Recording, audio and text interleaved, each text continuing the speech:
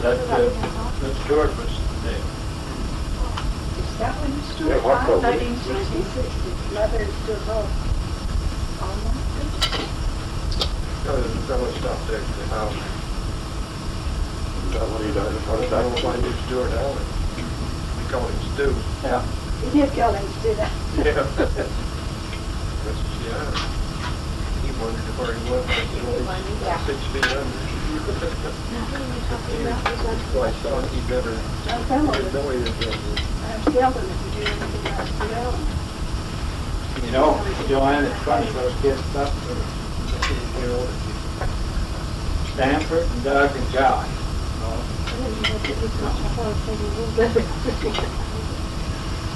I tried to do that, and I never really took too much of it, yeah.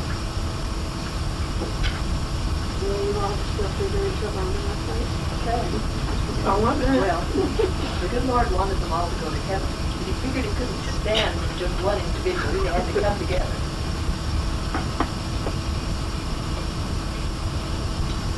I They doubt were trying you. to match Oh. Not Jolly.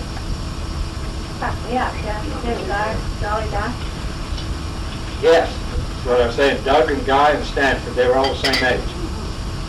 Stanford really wasn't in on the pepper business. No, Had a New Year's dance. Right after Christmas. Everybody was sort of excited about it. We got up there and somebody had taken a can of pepper and threw it all over the floor. Before long, Doug and Guy were two of them. Crying and They were the two. They were the two that their mothers they came to the store and bought it. They didn't cover up their trade very good. Everybody was upset. But the only two kids in town that didn't dance, I guess. Pretty obvious, huh? I remember Did things. they sneeze Yeah, or what? I don't know if Guy was involved. Guy was stunned Everybody was crying. in the heat grade up at the school. And we didn't have school for it. Was it 1 or 2 days? Was that in Leeds? Well, they put one in The only school we had. Vernon's car when he was up here hunting too, I think. You're drinking my punch, I thought this was more. Somebody put some wolf bait or something down the river. But what? Wolf bait? Oh, Wolf bait. we couldn't have school for a couple of days, could we? coyote bait. I was going to Oh, that'd smell really good. scopes, yeah. Is that what they need? Is it just something that smells awful? Over trail bit. They put in school or something, that'd smell really bad. I don't think there was much question who did that. It was old Norman Blake, his dad was a trapper. I'm sure he was with it. With Dan Smoots to help him. I accused him of it in one of our reunions, and they didn't say it wasn't so. Did you watch that tape? Or didn't they ever find out? Probably did. I don't know. I was still this day, now you think you didn't call it. I had a kid when I was teaching in South Carolina. All the teachers were mad. And I thought, he was pretty clever. He said, we went to school and they'd been a lot out of now and they were told to keep it out there. Gathering that fishing thing. I was going through this old That park, happened and he and I saw my stopped with all mother's the writing things and the rest of the girls were giving fish. a funeral address for Tommy Stirling. Now that took some figuring. Then I found another one. How I get the And I'm will. sure, and I know it was Ellen. That's why far enough, didn't You you? probably didn't say that. But it was a funeral address for Uncle Will. But I'm missing some of the pages. What's this, Joanne? I found in going to Mother's trunk, first of all, I saw her writing, and it was a eulogy for Tommy Stirling. I presume Mother had been on the program. Then the next bunch I picked up was your mother's eulogy for Uncle Willard. And she'd written it on slips of paper. And the first page is not, I'm going to go back. then there's, first page is gone. I think page 11 is gone. And maybe a 13. Probably. Because it, you know, it doesn't come to a close, like. So, I wonder if she has that. She has a book that she's got lots of copies of tributes. oh, I'm sure she A copy of that. This was like the one she had spoken with, that she had used. I know that she is. For someone, like, they come to page 7, and it said 7A. Like something she wanted to add. And I don't have it first, well, I'm going to cite one book. It's pretty impressive, the speed with which the years of life pass. What? The speed with which the I years remember of I life talked to pass. Tommy's funeral. It's go fast, okay. We already did. I think I was, I think that was after we went to Bishop at 3 when he was in Europe. I think I took charge of it too. I remember. Oh, Tommy, are you sure that wasn't before 71? I know I Not talked to him, Glenn, huh? and I think I was, yeah, I think I was in the Bishop. One of the things I couldn't find that I would have expected to find would be the little program. But maybe that's there now. I'll have it someplace, I'll have to look it up now.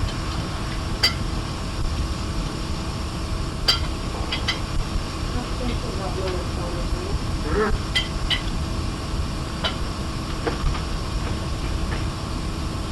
I didn't remember. Yeah, Brenda Stirling, would you retell the story about the good snowstorm? About the what? That really good snowstorm when your dad was going out to the field in the wagon? 1936.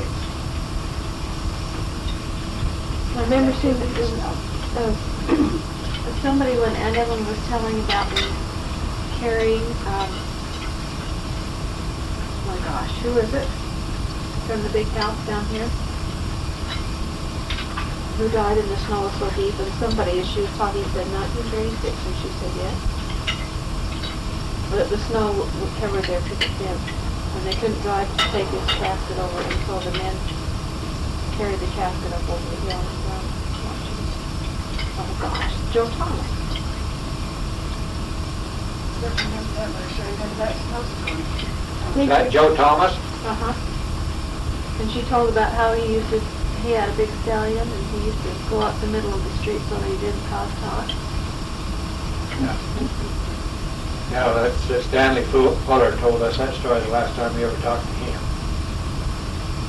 He didn't want to cause talk.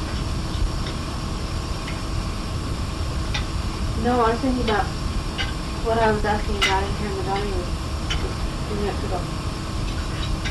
They had a good storm when your dad was headed out to the field. And on his wagon, and he stopped up by Lily. Stopped to Uncle Irie and somebody else. Oh, about the snowstorm? Uh-huh. Oh, yeah. Yeah, that, the snow wasn't here. There's been a snowstorm came on the mountain like it is now. Now, do you want me to tell you the Yeah. story? Okay. Did enjoy. My dad's on his way out the field, and they got this storm like this one we've got now, and he ran into Uncle Irie, who lived right there where the church house is now. He was my dad's uncle. And Uncle Irie says, now, if we can just get a good north wind before that snow settles, so it'll blow all the snow over into the valleys, and it'll pack up down in the valleys, we'll have a good water year next year. Dad thought that sounded pretty good, so he sure hoped the wind would do. And he went on up and ran into Bill Sullivan. Bill said, sure been a good storm, and he says, now, if the wind doesn't blow for a few days, and that snow gets a chance to settle down on the north slopes, where it is, and doesn't get blown over on the south slope, so it'll melt when the sun comes out, says we'll have a good water year next year. So my dad said he went on the field then, and he was just really feeling good because he knew we were going to have a good water year, whether the wind blew or whether it didn't blow. But did they though? I don't know. Yeah, what can we expect next year for the summer? No, my dad told another story about this, and Uncle Irie, his Uncle Irie. Tastes like my mother's. Now, let me tell you this other story about my dad, Uncle Irie, and the weather. Uncle Irie was, I guess, a predictor of, it had a year like this one was, you know, and no storm. It was really terrible. Irie counseled everyone, no need of planting a thing. You're not going to have any water. It's going to be one of those droughts. You don't plant a thing this year. And my dad said they went on, just did whatever they were doing, and did their same thing out around the point. And then rains came and things did better than they thought they were going to do, you know. And then he said, and every time we'd come down the street, they was out farming out around the point, they'd come back in and take their hay down here on your lawn. And my dad said, I don't know how he knew this. He probably made it up. He liked to tell a good story anyway. And he says, and every time we'd come down the street with a load of hay, he says, Aunt Helen would give Uncle Irie hell because he hadn't planted it.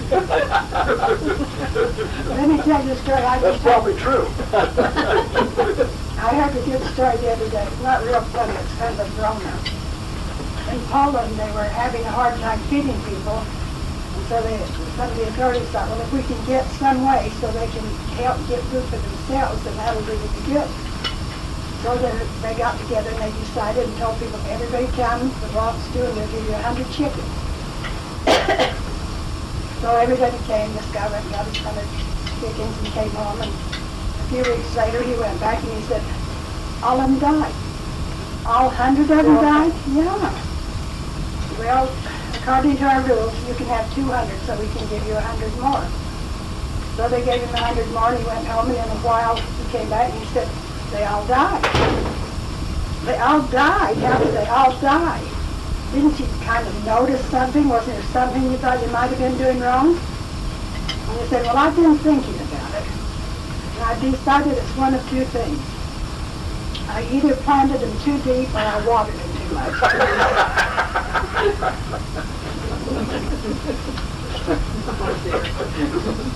Oh, what a funny decided it was.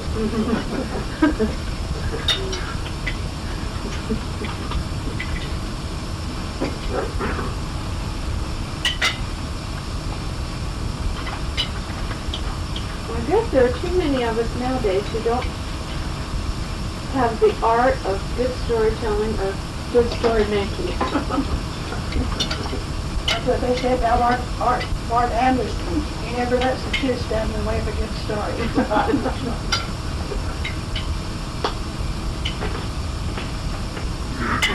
I enjoyed in the last week or so on school at this time talking about Kate's store, your mom's store. Anyone like another We're one of these? remembering all the things you had in there. got me one. Susan? I haven't started my sandwich yet. You have? I've been working on salads.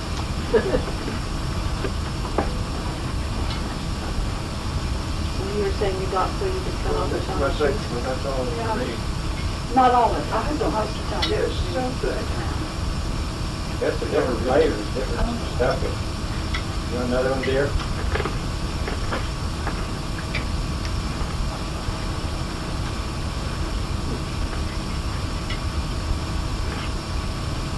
Adam Jolly and Charles Allen were the storytellers at Leeds. I never heard Ann tell a story. Of course, I heard Carlyle tell a lot of them. Well, we better hear some of his. And there was Joe's. I'll tell you one of Dan's stories. If you throw it your salad, you want some more? Anyone? It's delicious. Not for a minute. Thank you. Well, you don't have to eat it right now. We just set down your plate. This is good. Who made this? And such a pretty book.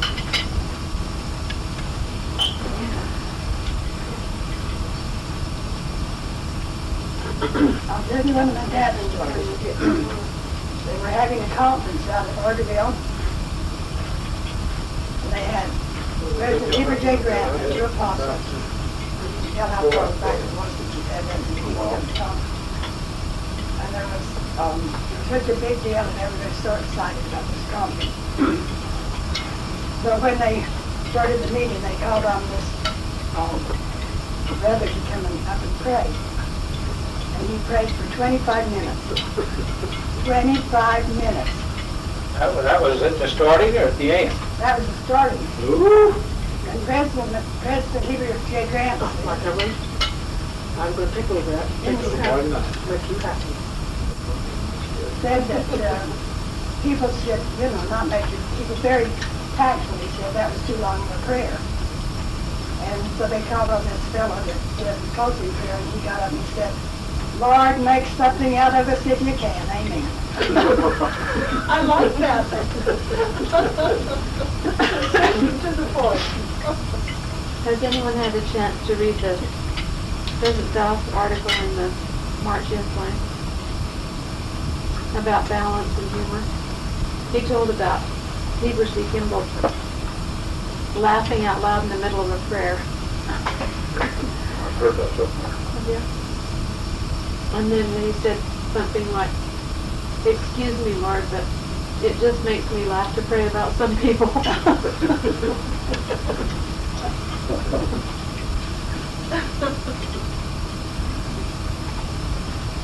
Dan Banks, it was here when they divided the steak, was it Dan? When they divided their steak.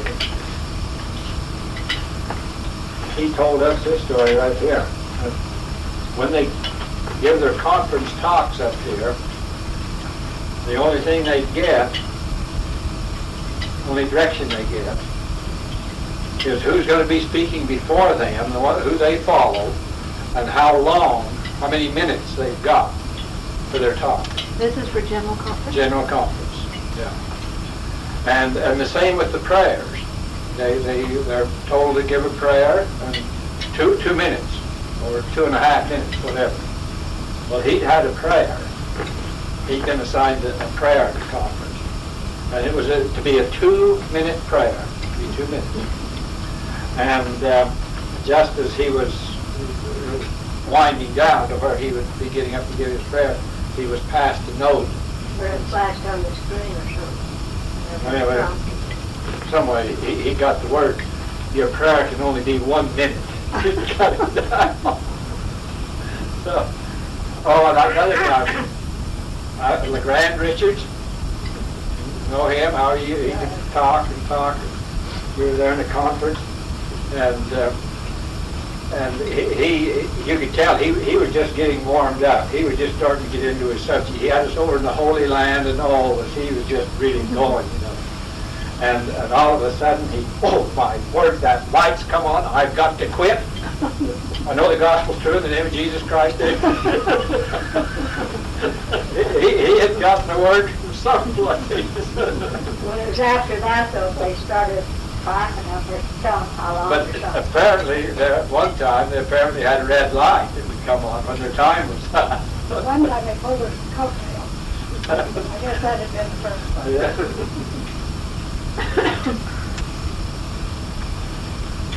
What you need is Gene Hansen sitting on the pulpit. Yeah, Gene keeps going. Didn't Banks say that they Minus their time up. went down the tabernacle and practiced over them lights. If they could, if they wanted They're to. late for time, and They had a podium down there, the same situation as they had then up if here. they say it different than the way they wrote it, it comes out different. The way it's published is the way they wrote it. It comes out in the inside the way they wrote it. But if they say it different, then it comes out the way they wrote it. Anyway. And those two glass things that are on either side of the pulpit, I wondered what those were. So they put their talk up there. I think Do their they? talk. See their talk put on there. They got it 3 places, on those and Right down here in front. Yeah, but they're clear, aren't they? I mean, you look like It they're looks clear from here. They look clear from our side. Yeah, but from their side, the printing goes on. So we can quit saying things like, just look at him, he doesn't even have to look down at you. Not all memorized.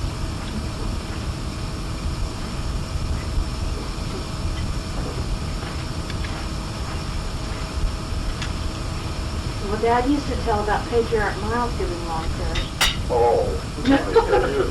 I remember sitting in a tabernacle with a little girl and kind of opening one eye to look at the clock.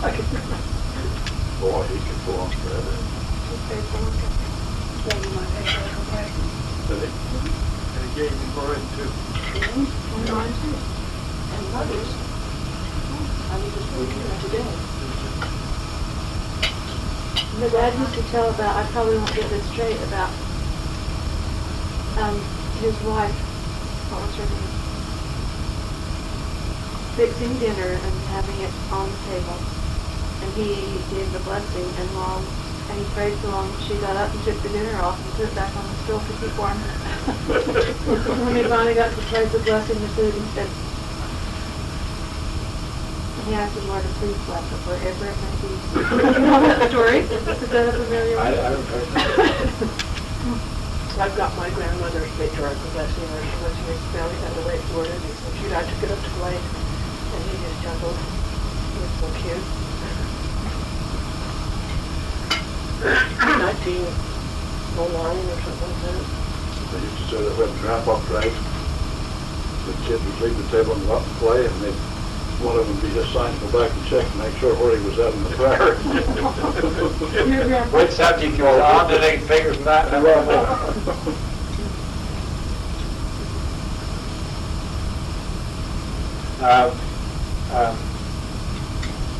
Paul H. Dunn, counseling as a state president once on prayers. He was thundering on that they should not be long. That you can say everything you've got to say in a prayer in less than 2 minutes or less. They shouldn't be long, and he said they should pertain to that situation that you're in, not to everything else on the floor.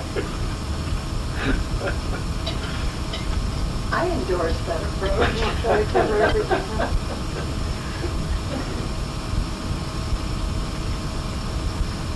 I think those things used to be a lot longer than they are now. Lord, make something out of us if you can. Probably as close to the point as you can get, huh?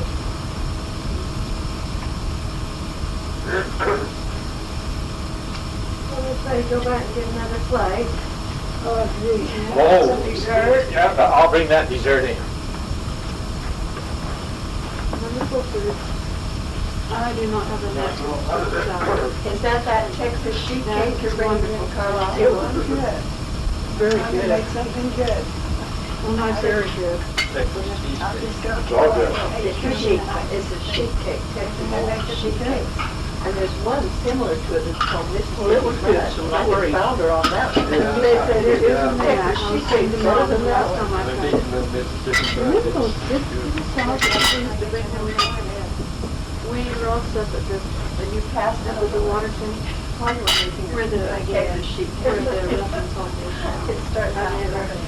in my, This is good. This is good. And I started thinking, Marshmallows in it. you know, Yeah, Go with your so mom. it's thick. Like With it's everything. thick. potato sauce. It is thick and it kind of swirls. Well, you on had, the top. isn't it got Oreo cookies? Or is that something else? Okay, there you go. Then there's a cookie. You're gonna have to have a cookie beside this.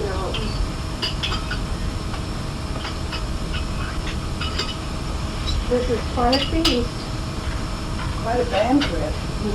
All right, since this is a Texas sheet cake, you gotta take a Texas-sized serving. I'm going to. You're not There going you to. go. That's yours. Set one out there for We'll do me. like 20 after dark. What do you want to do? Set one out there and then put one on. You're talking in those Five or 6 o'clock. It'd probably be in bed a half hour or an Yeah, hour I'll show before you dark. how. That. Goes like this, see? I see that. They're not very high. There. Now, do you want this sandwich over here? Yeah, sure. It's about the house. Put me one out there. Okay, I thought you.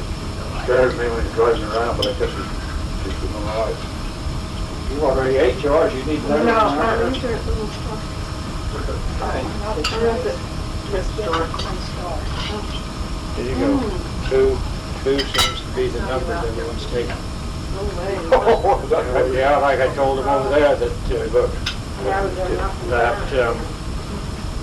Texas sheet cake, you gotta have a Texas-sized serving. She cut those sizes too little. They take a lot there too. That little one. I didn't either, and I was letting you. What they were really nice. Yeah, really fat, plump. Last year they were kind of. And that's one. Well, they didn't even open that place. See, I feel And like they had my to dad do was something. cooking. Yeah, the shell stayed on. That one and a half. Couldn't get it on. That's better than just one. Kind of.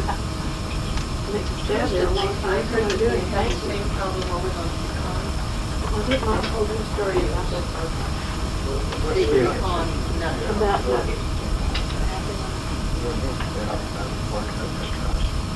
All of these stories, people had an accident sometimes. When I was at People Mission, moving there's to a lot of different countries. black shell, they have the shells. I don't know if they're lax or not, they weren't.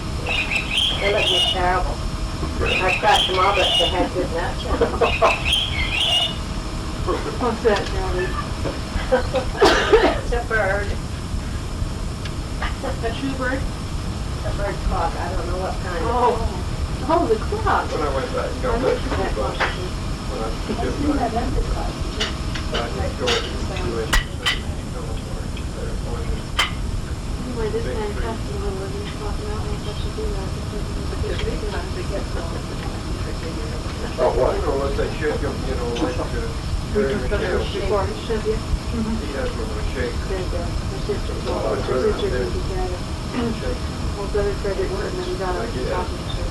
I wonder if it'd be worth it to open the door. Something about him, just a lot of kept bothering him. One you don't say for everyone to it. Whenever he got to talk, I wasn't talking. his voice would kind of escalate because he talked about the younger generation and how they were lost. You know, take them out. They tried to reclaim them. Anyway, this one talking to his boy was bothering him. Brothers and sisters, I tell you, this younger generation is going straight to hell. As sure as I catch that fly. Damn him, I missed him. You didn't go out the years forward at it. Will either. Once in a while. That's why they fix them, they're beating down in California, Maybe I'm not sure they tell stories. too. One day, I could use another word for them. this machine that had this big You don't see anything worse than that. ring, You probably this think like big ring, and it's Sure, that's serious. just. And going head right Does it around count the that I was tree, only and quoting it from didn't shake. Oh, I'd be clings today. I heard a guy, what they doing a lesson in They're a lot. acoustic class to come out with it. They Terrible. must not have it quite right, I mean, What for?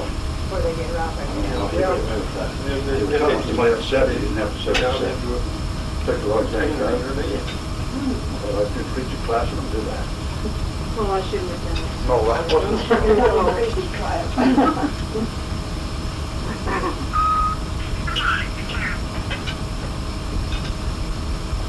Another clock. The time reminders on there. Well, that's a neat bird flock. Does it make that sound, the same sound on the hour? Does it make the different sound? Different bird every hour. Or every, whatever. Your kids are supposed to, Lloyd and his wife got that first for Christmas, a couple of years ago. are supposed to learn all the sounds that the different birds make. You have that clock.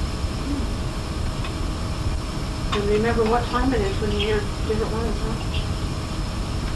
Our trees are full of red-winged blackbirds. Do you? We just those berries always were connected with just with the ranch in my mind. I always heard him say that. That was great. It's beautiful in the spring. We've had them at our place for years, then I do the bird feeding thing. You know, when the caterpillars, tin caterpillars, get in the trees, all of those cottonwood type trees, which that place over there is full of, I would think it would kill the trees, they're so thick. I never see more than, the most I ever saw one year was 12, and I went looking for them, and I think the birds get them. 12 what? Caterpillars. Well, I'm actually plenty of them.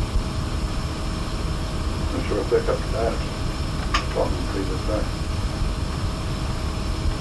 We'll go down there to the red cliff too. You ever see the yellow-headed blackbird? They have a lot of tin caterpillars on it. I didn't know what I was looking at.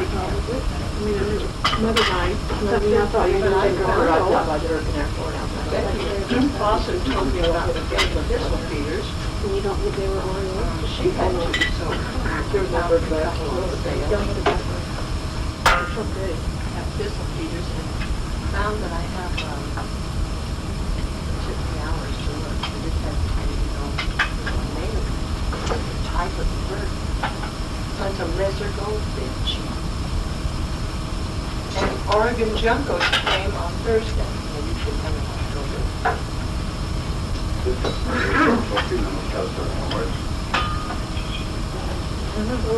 You seen any geese yet this year? I saw, there was a little flock flying around here, there's no kind of circle the other day. So which way to go? Geese. I saw something the other day. I love to watch the geese. It was raw. Yeah, they were just, mother started this way and then they circled around.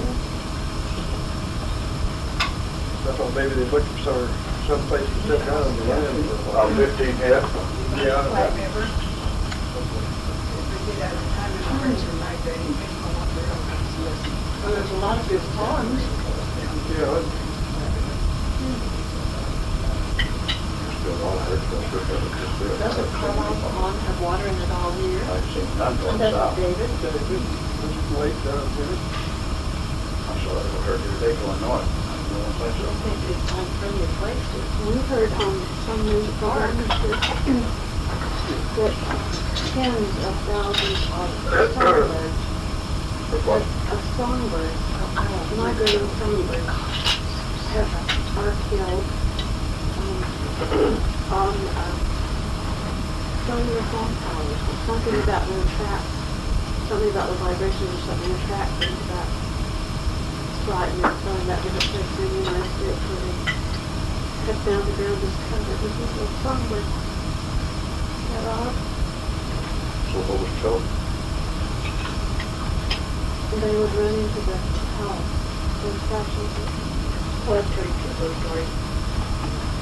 there's this bird, the sparrow on the east side, it wouldn't fly south, it would stay. Well, it just got colder and colder till it got, I think I'm gonna take off and go. Well, they started out with these wings frosted up and sliced up, and he fell to the ground in a crowd. Along come a cow, and she dumped on him. Oh, and he warmed up, it was so warm in there, and he started singing and singing. And a cat come along and ate him. The moral of the story is, if you're in a pot of food, keep your mouth shut.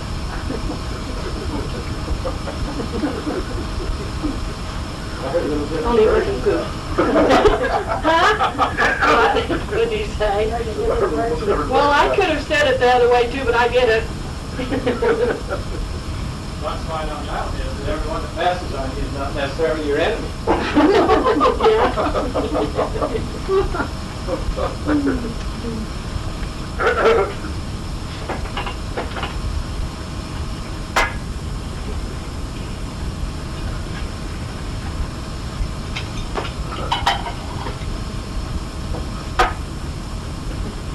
Well, when you get through eating, we'll get on some softer seats, and then I got a little outline to talk about for a bit.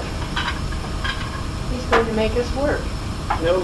And he didn't tell us until after we finished eating. I wouldn't go home now, then. Yeah, oh, never. Even though Now you would feel too guilty. Was that your Texas sheet cake, Eating, Geraldine? running, well, you gotta eat, Was that your sheet cake? then you can run. What's the secret? Found Evelyn told me what she did, but when I tried it, I brought red potatoes, I like that thing. So, I like it better if I don't cook in front of it, soft.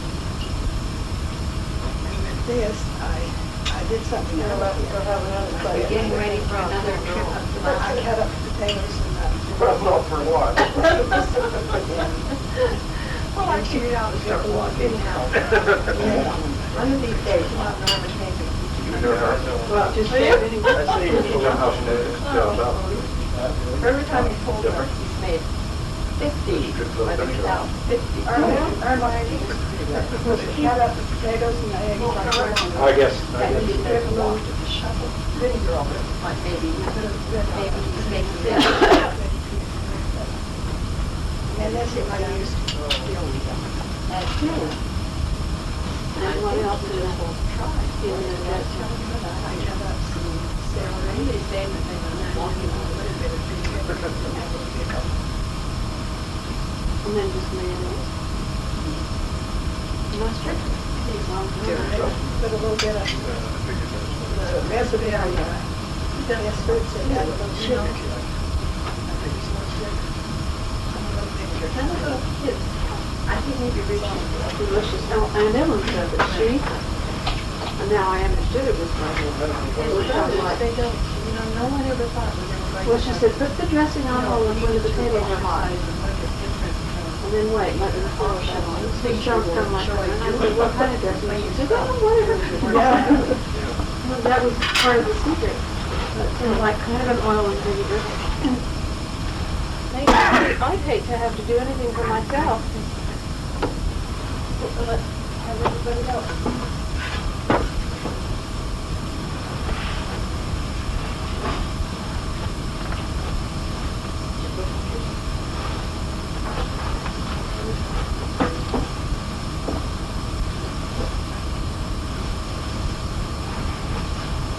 Yeah, we saw a cow elk over there this year.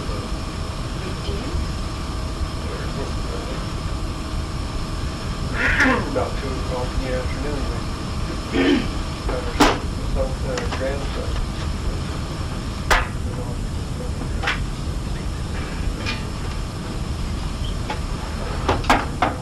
We got moving around there, basically with kids.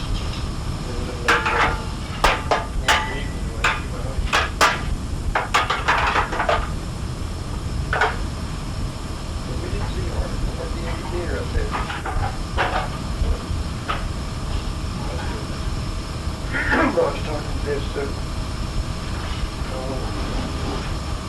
that lives up just the other side of the church there.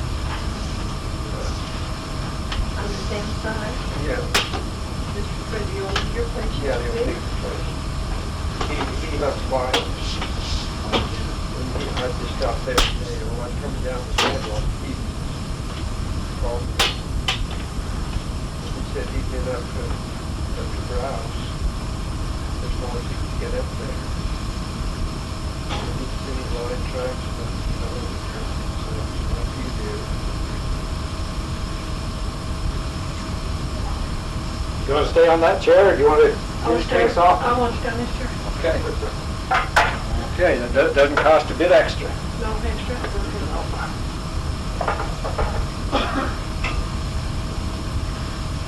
But years ago when we used to see a lot of deer. How about over on wet sandy in that area? None either? You about the same as grass. I You want that light on there? Sure. Okay. Here's your handout, too. How come? There's no cougar. Hallmark assignment. Oh my. Well, you can take the man out of teaching, but you can't take the teaching That's out right, of you always got to have a handout sheet. Have to have a handout sheet. See, I didn't know how to get to the start of the our talking meetings. I just thought, just get them together. Just what? Just get them together.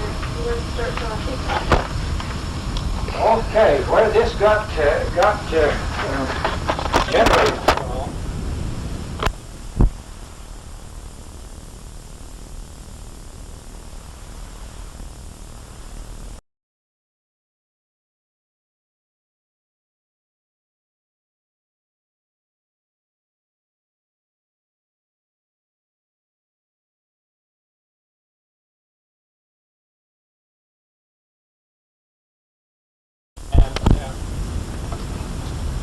Take them on a memory trip of how St. George used to be in the 50s or 60s. And so that's where I kind of got this idea here. We talked about how things were back in those days. And I did it by listing the names of the homes where the people lived. We started out at Holden's and then came in. Oh, I see. And the very first name there I see is a mistake, and there'll be lots of mistakes and omissions in this that you can add to as you The see first fit. one's a mistake? Yeah, I think it's Wilford. Wasn't his name Wilford? That's right, yeah. Wilford Holden. After I looked at that William a time or two, it didn't look right, and I got thinking and I thought it was That's the Wilford. movie story, isn't it? Pardon? That's the movie. William is a movie star, and he died a while back, so I guess William Holton did too. I would imagine. Wilford. I'd imagine. Like him. I would imagine he would be. But anyway, that's where Leeds started in those days, was out where the Holdens lived. And now, of course, Don Goddard's there, and I guess before the Holdens were there, Parker lived there. Who, Parker? Susan, what was his name? Is it John Parker? John Parker. John Parker. Yeah. Well, that's not our line. That's different. Didn't, they also, they were out of the grapevine too. Yeah, that's the Yeah, movie. yeah. Parker owned That's where I Grapevine. heard that. It was the grapevine. That's where I heard the Parker. Mhm. Yeah. Because Jean said that when she visited England, that Parker over there in England is about the same as Jones here. Oh, lots of them. Okay.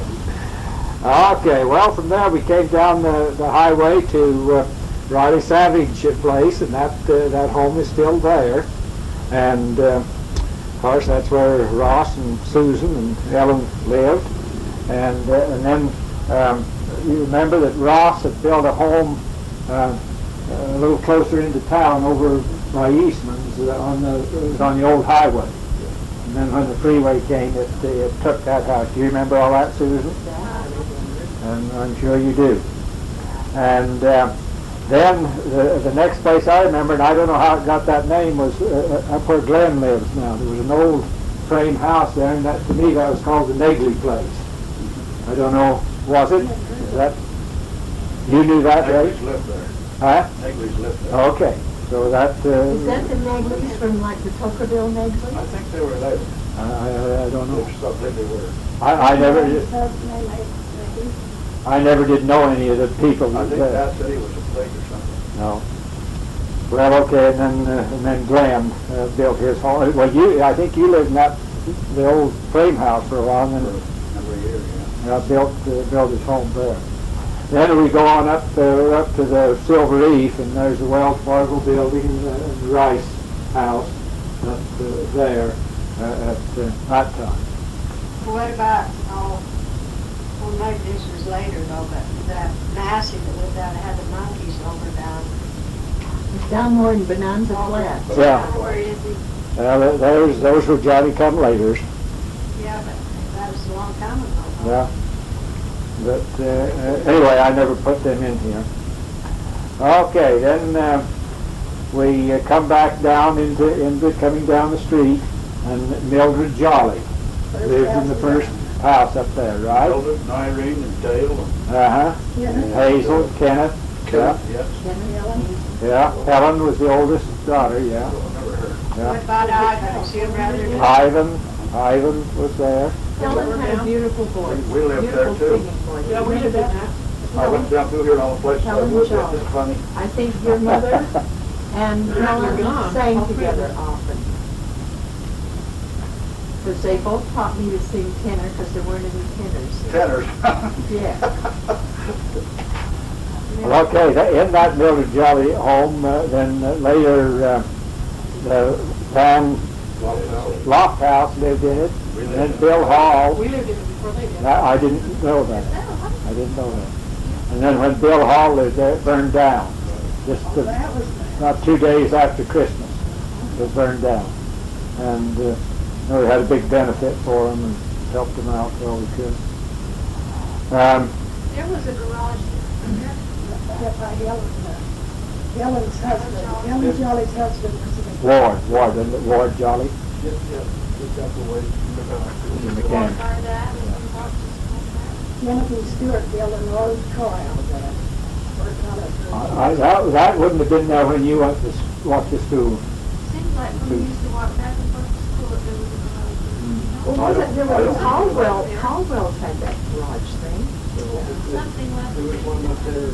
Further just north? North is one building. I never remember it. I never remember that garage. The building. I never remember. I don't either. So, but maybe you did see it too. Maybe we can't remember. Okay, then down below Mills, then we came to Caldwell's, and Albert Pack, he had the little garage there. Remember the old Like fruit factory? Broom factory, grinder, he grind your grain. What'd you They say? always called that girl Leaper. Cheryl gave that name, I think. Her name was Joy. It was Leaper Joy. Joy. Oh, Leaf for Joe. Oh, they are Joy, That was her nickname, was Leaper. I never heard that. Never heard that one. Joey Collins. That's who you Joey married. Collins, you married your, I was gonna say that after. That's right. Yeah. That's right. yeah. And Cheryl, Emily's daughter Cheryl was always making up nicknames. She called her Leaper. I never forgot that. Leaf for Joe. I have never heard that one. Anyway, Carl was our town deputy. He took care of the problems. And you remember when that Prisoner. criminal was loose running around here? I guess he Shot him up there in that. shot him up in the creek up there. Okay, then below Caldwell's was Henry Jolly. I don't remember. I don't. I think I have a vision of Sister Jolly, that is the wife. Just barely. It seems like I see a big, heavy woman, but I'm not sure. You're living in an old house. Yeah. There south. Yeah. The one that's still there? Yeah. Yeah. Uh-huh. And then Okay, it was Caldwell's where Armstrong. yes. Yeah. And so this other Jolly house was Ruth Porter's. Yeah, Ruth Porter Yes, lived in that that's other house. Too, Libby Lee. Libby lived there with her sister. That was built by John Wilkinson to begin with in, I think it's 68 or 69. One of the first houses in Leeds. I thought Libby lived down in the river. She did. She might have lived both of them. She definitely lived in the powerhouse. Yeah. But Let me tell you a story about Henry Jolly. Okay. It was, you know how in the winter everybody had pigs they killed. Dad was killing some this one day and Henry walked up. I can't remember whether it was about this time of year or a little earlier. And he figured that he could tell what the winter was going to be like by looking at the winters. And we looked at him and said, well, it looks like our winter's over with. And just a few weeks later, Dad went out to Anderson Junction out there and cut ice off the pond 18 inches thick. Put it in the old house down, jail down to down there. That ended his job as a prophet. Or else if the pig was a liar. you know, you guys know how the Indians tell us it's going to be a hard winter? Listen to the white man's weather report. White man brings lots of wood home. Yeah, okay. Okay, and then that Marks, the fellow that ran the store here, he lived in that He was the one that had all that decoration, wood, Yes. rocks and... Tanglewood Terrace. Uh-huh, He yeah. sold at Yeah. Finance and Jerky. Yeah, jerky. Finance. Yeah, I used to. yeah. Okay, then we're down to Powerhouse. You say Libby Lee lived there, and I remember... Eastman's lived there for Grinders? There's a boy our age, what's his name, Tom? Dwayne Griner.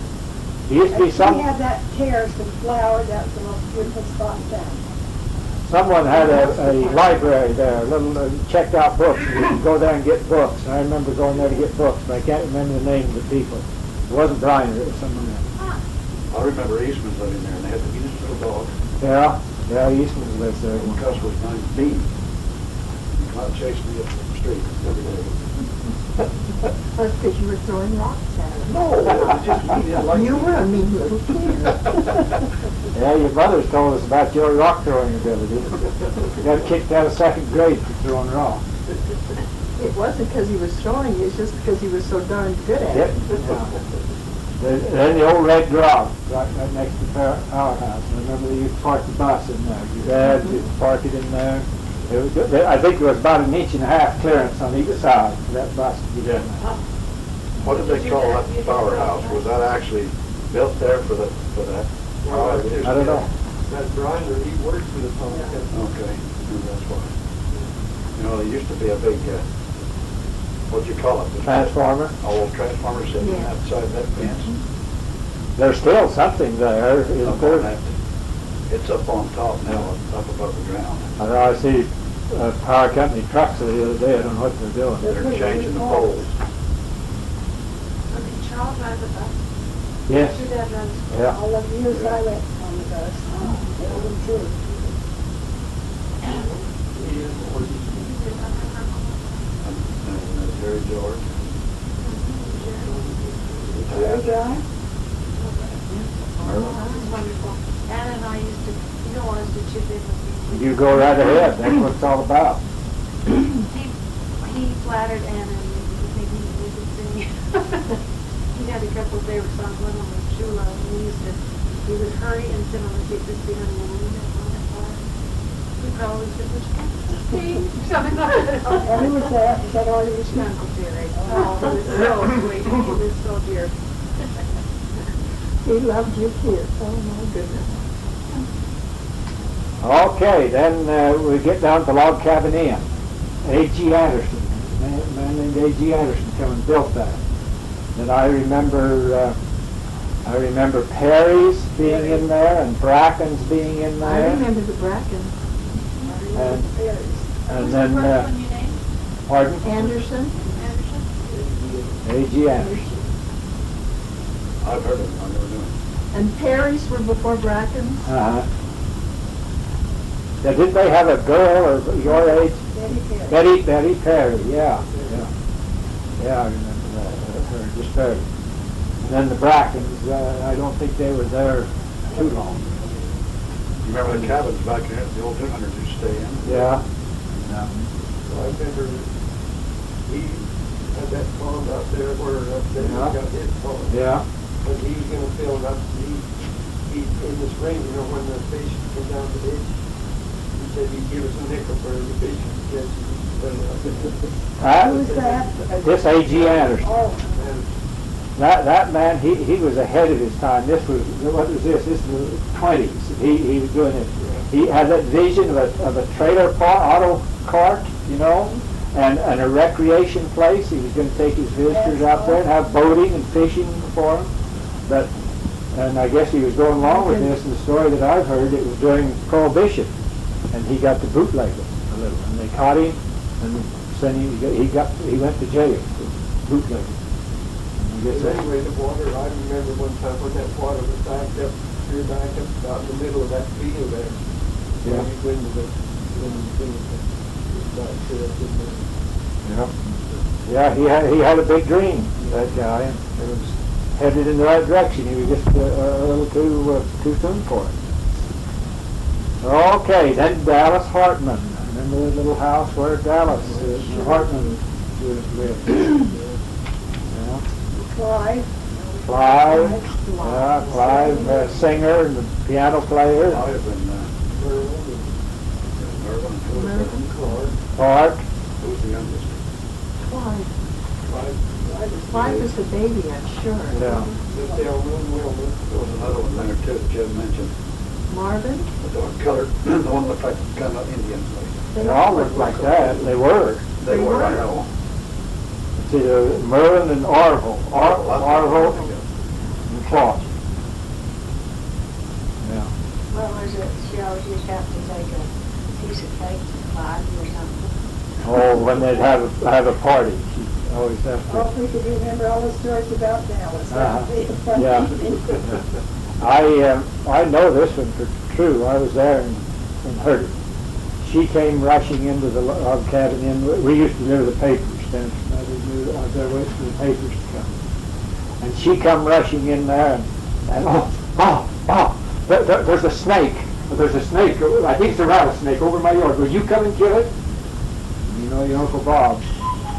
He just looked so solemn. And he started to walk back toward the kitchen and said, "It says in the Bible, thou shalt not kill."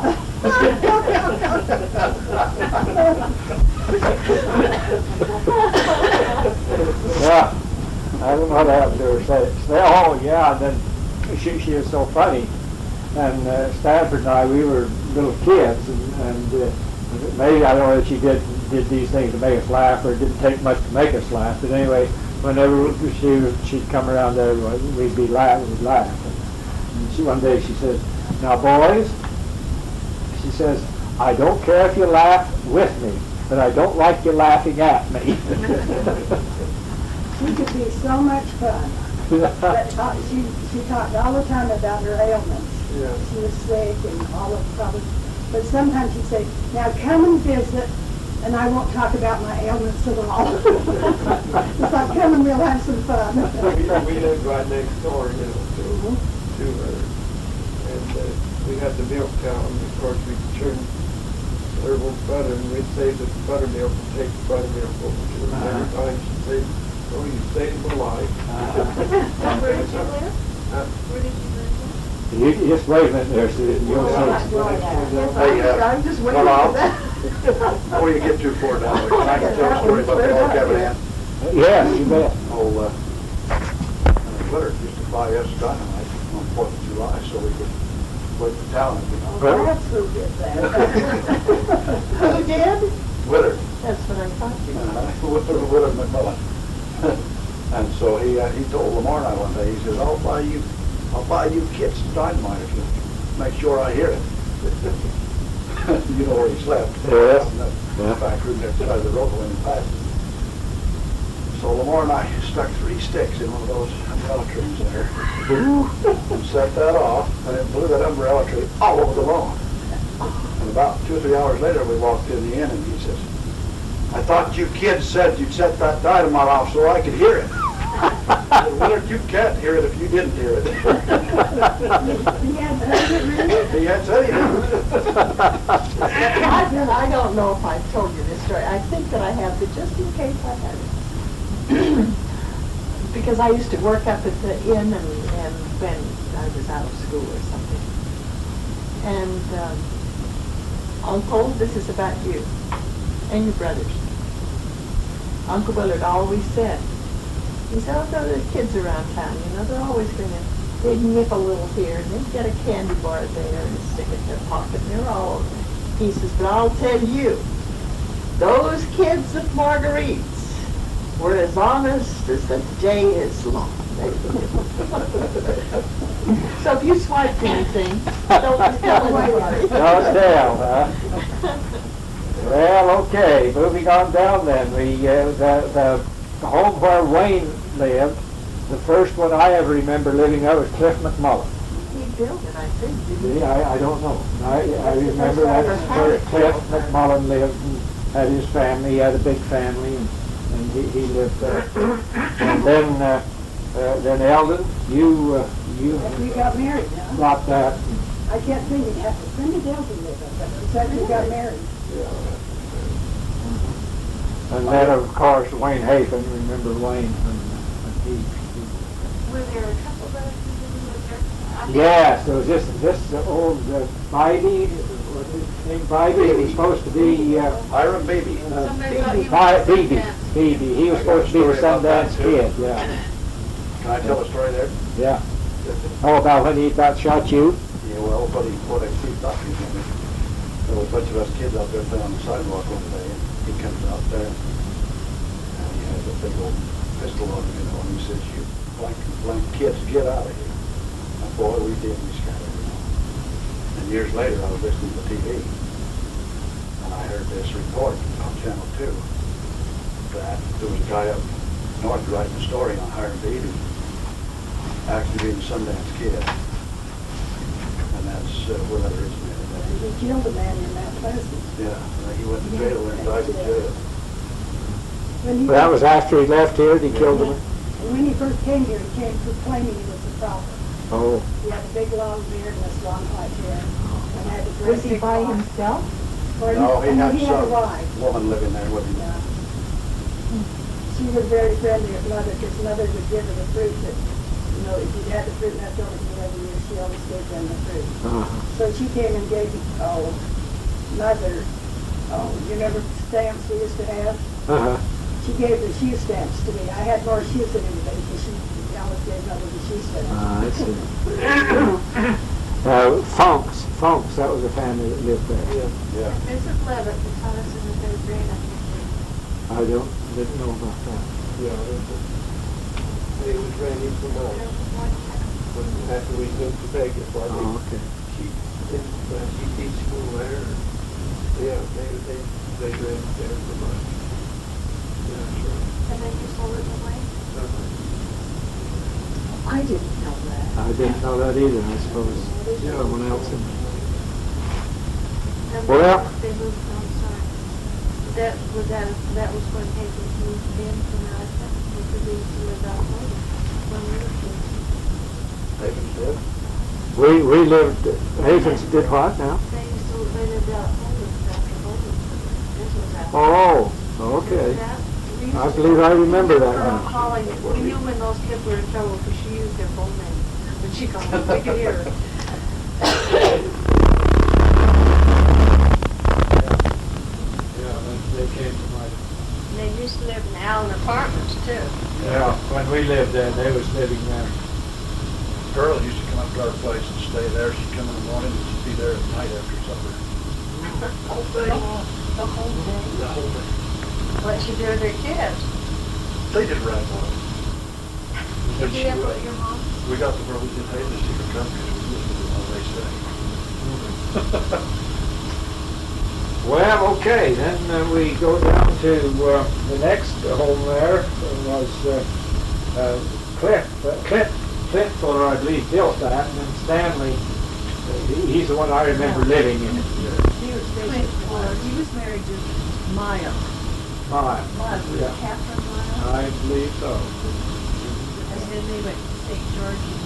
That was, Stanley married the woman from, Staden. Her last name was Sam. She was from up to Idaho. And she had- taught me in the first grade monster. Oh, really? Sure did. Ah, She was a nice lady. yeah, she was, I just don't remember. She was my bishop. Yeah. Okay, and then the next home down was their dad, the father of those two boys, Don Fuller, and then Bert's wife was Don's daughter, Maydette, and Bert acquired that place, and then Lamore, of course, was the last one we have living there, and then Karen was living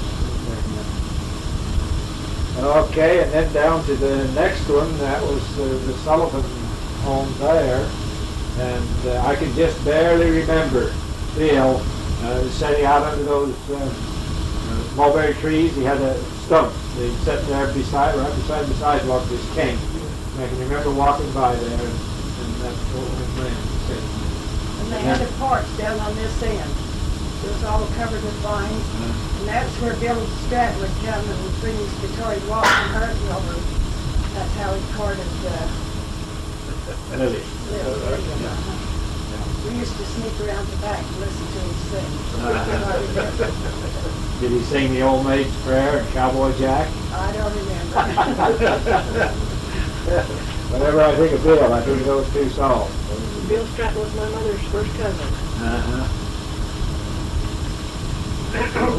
Okay, and then Walter Eager. Oh, in the post office. For years, you remember the post office was there. And I remember Walter was the first one, or maybe the only one, that had a radio way back in whenever. And I remember going in there with my dad to listen to a prize fight. It's my dad's fault that I like prize fights. I remember going in with him in the evening to listen to this. It was Joe Lewis. Someone, I don't know who else. Jack Dempsey, I remember listening to That was after Jack Dempsey. But, I remember, I guess the whole town was together.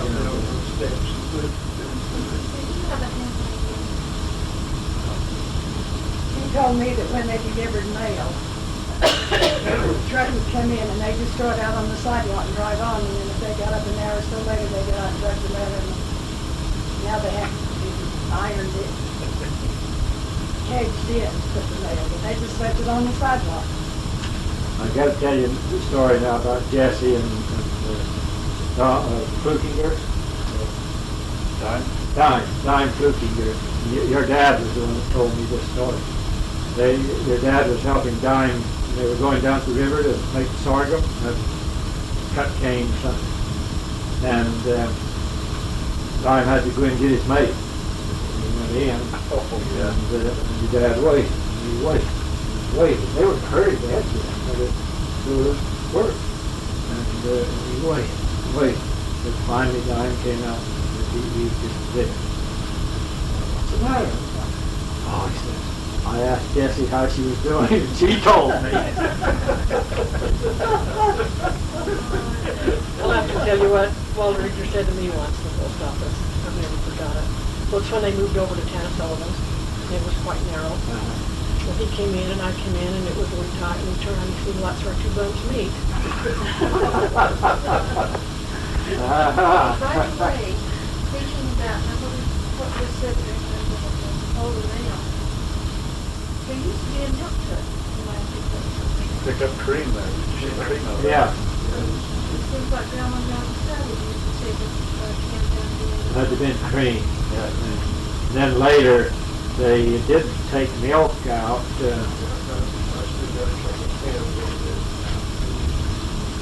Yeah, we used to put out cream, didn't we? Yes, yeah. So the income we had all year long. The cream check. Yeah.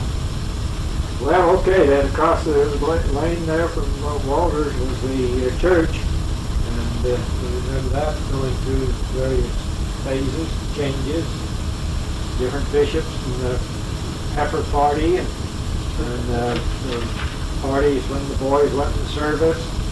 Oh yeah, we used to have a going away party for everybody that moved out or come in. Yeah. That was Push the benches back and down. and down, yeah. Calling, I church calling. think of the difference in what this one costs and the old one costs. We had a lot more. I don't know if it's done us any good, but the old one was a lot more fun. And it What was did that a new lot, one it cost? was, Do you remember the price of the new one? Oh, I kind of had it in my mind sometime, it was 250,000, 150,000. This add-on for mine right now is 250,000. I what bet are they it's, doing that? I don't know, nobody knows where they came from. It's ridiculous, whatever.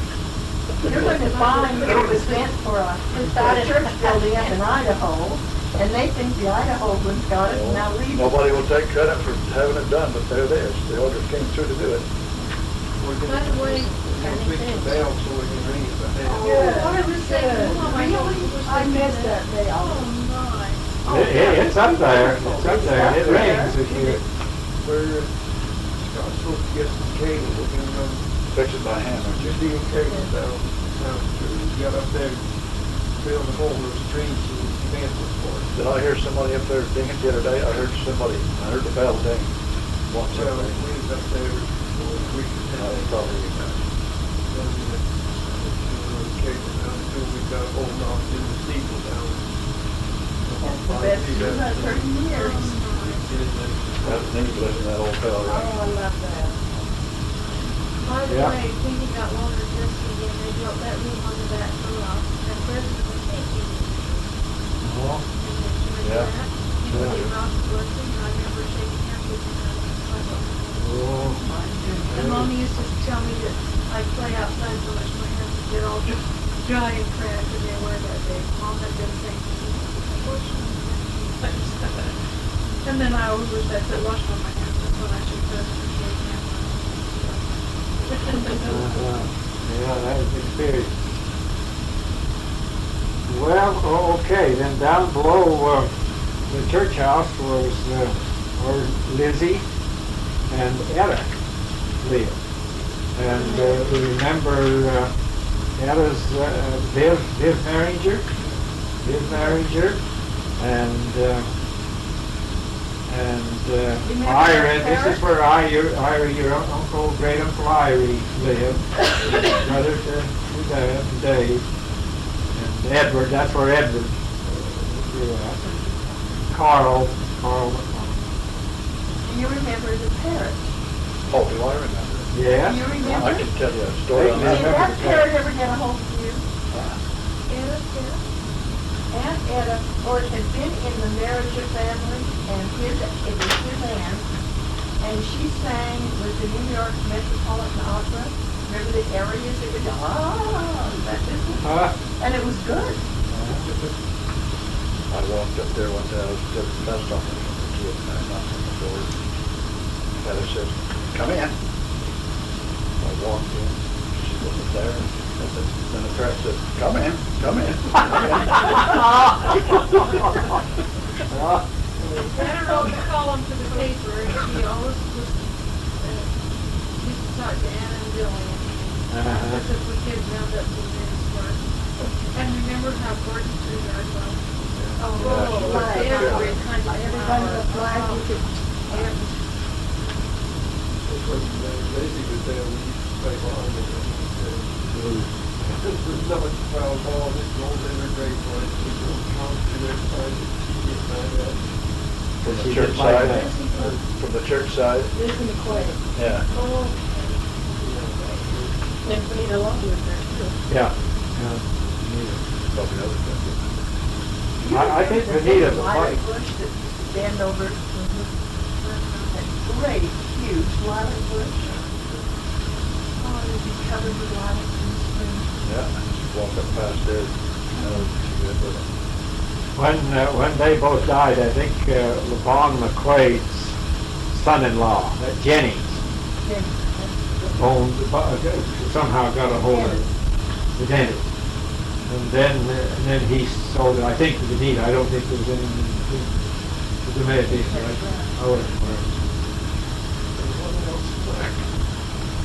Oh, okay, and then the Great Allen Apartments. That's where my wife and I spent our first. All the people that lived there. Yeah. We lived there first too. Yeah, we spent our first, what, 6 months there? And Tana. Yeah. Hal, and his wife lived there. They lived in Tana. Hal, some of them lived there. Yeah. The Katunas. My favorite people.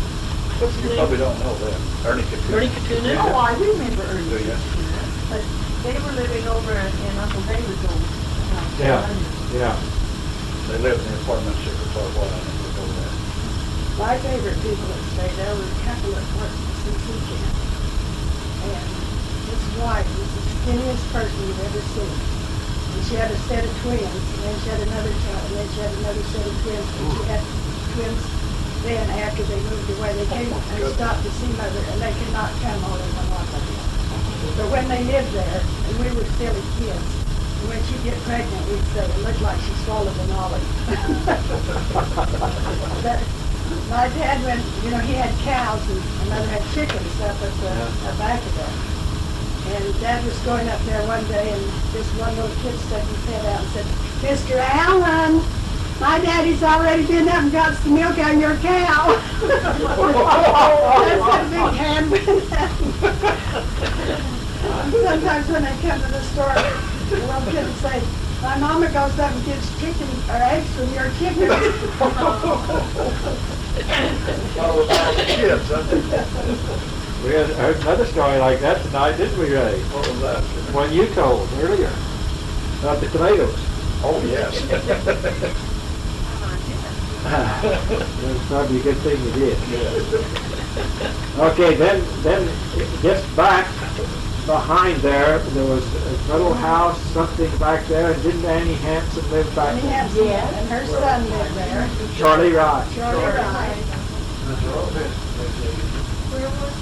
No, he lived in the apartments had been a store before their apartments. Charlie Hanson lived in there. But, This one we're talking about, it was just between the apartments and Minnie Harrison's little house, the house where Ross Eager lived. It was kind of back in the back. it had a garage on one side, Yeah. and they made a small apartment for you. Oh, I was thinking that I remember the garage.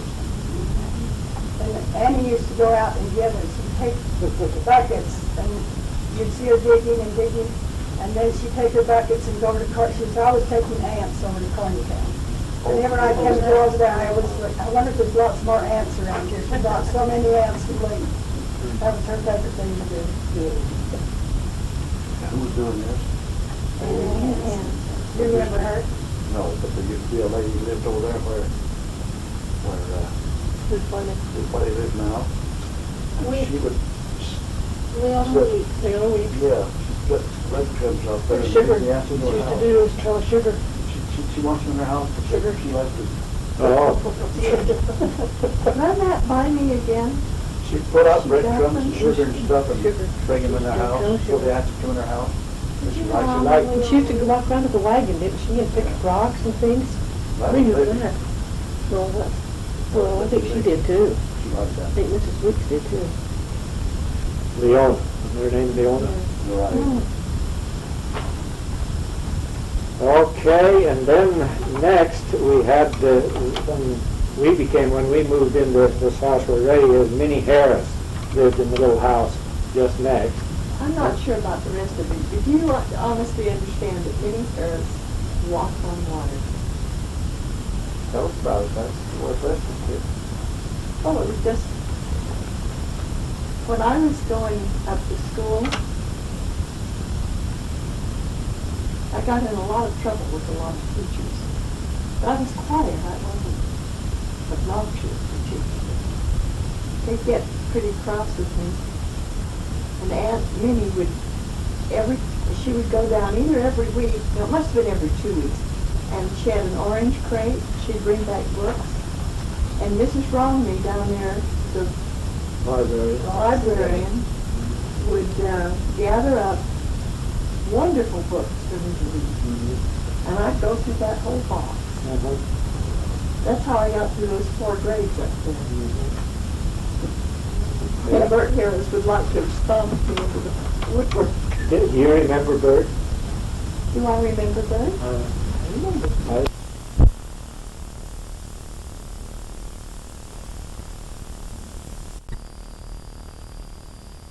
I don't think he taught. I was just asking if any of you remember. I remember him in a wheelchair. Was that her? Was that Minnie? Yeah. Yes.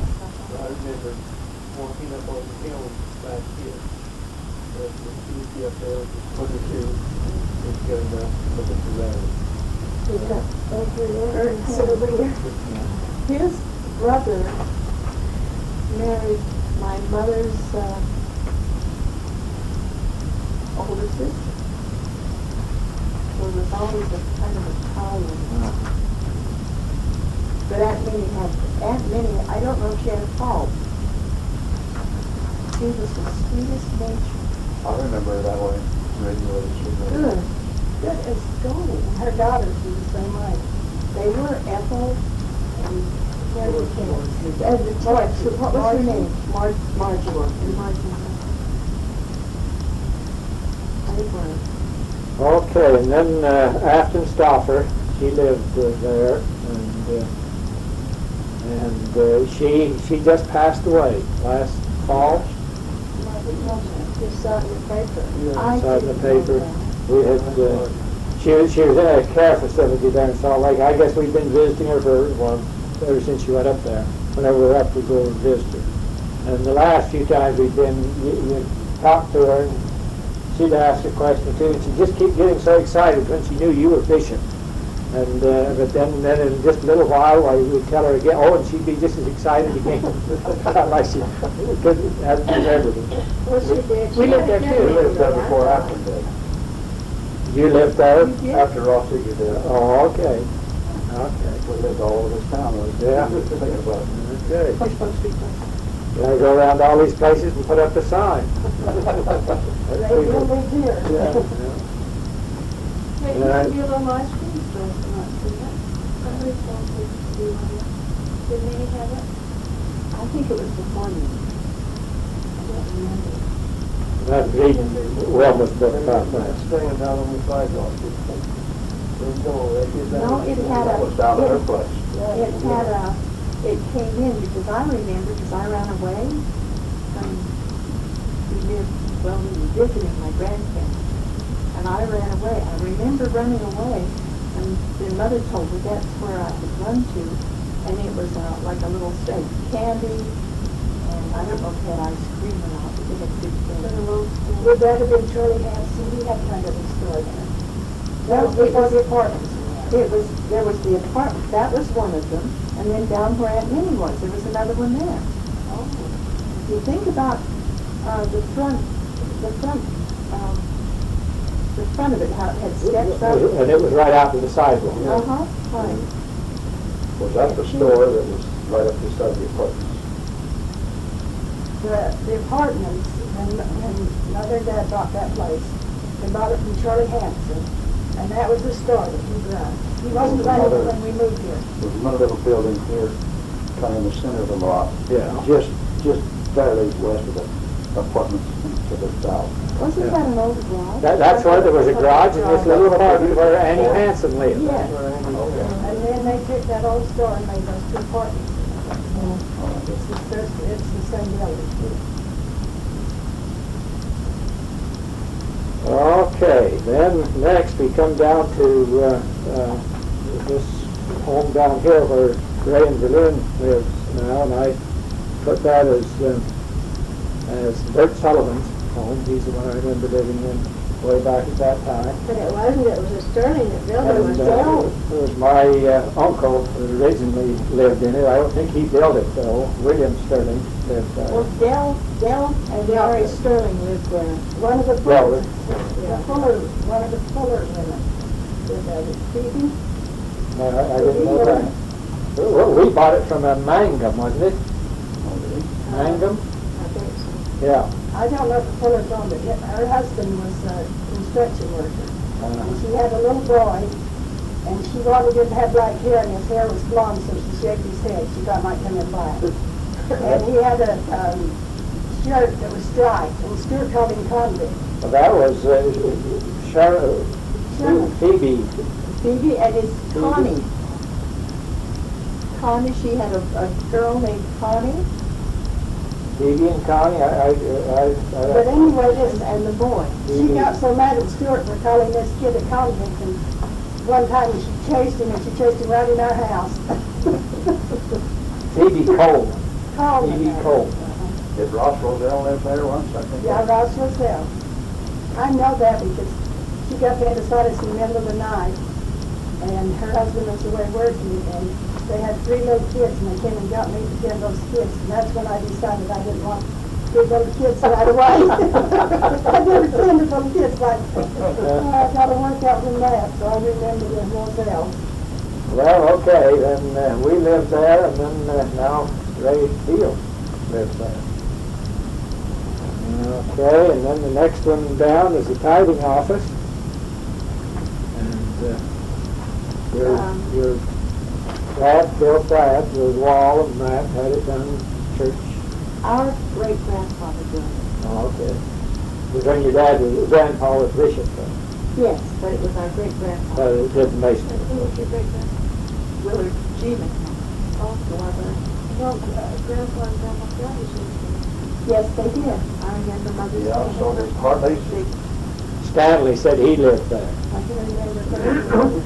Roy Hartley Lord lived Hartley, up along Royal Road. But Jerry, well, who lived in it, it would be in the early 40s. in the days of the CC camp, Bushman. Daisy. Bushman. Yes, the Bushmans lived there. But after that, then Daisy, she was an Indian lady. Nichols. Oh, Daisy Nichols? Yes, Daisy and Bill Nichols lived there. I didn't know that. I remember. Nichols? What? Buck Nichols? No, it'd probably his sister. About it. We're gonna get to Bill Nichols here in a bit. His father-in-law was Nichols. If we ever get down this side of the street, we're And then gonna... the Nichols has rented our You place. kind of like when us we to went wait to until you go. No, we're doing great. We're doing great. We might be here at 12 o'clock, but I guess that's all right. Don't forget about the old Sergeant Mill behind it there. Yeah. Oh, that's Yeah, it's down there, isn't it? All the deal going Yeah, in front of it it. is. Yeah, then the Sergeant Mill was moved, that's where it was originally built, and then it got moved from there over to our yard place over there. Yeah. Yeah, and I noticed the old roof of it still setting, everything else is gone. We had a big windstorm, and I guess the wind just lifted it up. Been over here? Yeah. Really? Set it down. Yeah, it's still sitting there. Lots of good times there in the old Sergeant Mill. I remember Ed McMullen and your dad and Ross.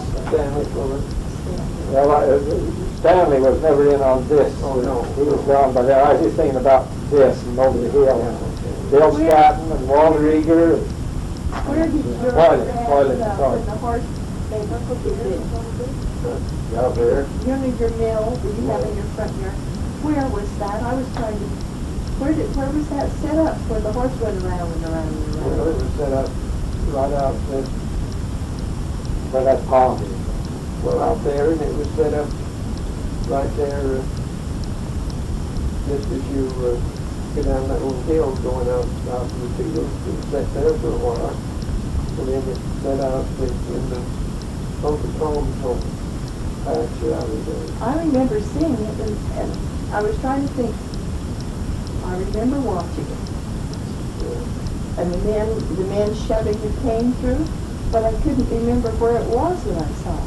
There's like still the foundation where the mill was setting, still setting out there. There in town, it snows now. Yeah, You can still see where the old mill is set. Yeah, that's it. Remember when the Stuart and Kenneth had that Model T, That's the one they built in that garage. and the bearings had gone out of it, and they come out and were like that, and looking sorted, and I can't remember the story, but anyway, Dad asked them if they wanted some of these skinnies to come in, and then they said, or something, well, it just make it run better. How about those bears? Yeah, that one had a picture of Cousin Sergeant outside, and she said to come in and show that market was good. I loved that, how much race and sorting all the time for that. That they could stay out of school and that they would camp out down there for a week, 26 days. I guess there was probably a great lunch place that was coming in just sometime this day. Well, there used to be one up for the Baptist Huddersfield, that's in the Blacks. Used to be a mill there too, years ago, there for that house, that whole, what's his name, that moved in there and built that dwelling. Up by up south of the Rice House. So, that house is there now, it hasn't been built there too long, Hanley. Oh, yeah, so, right there below his house, we used to be a southern where.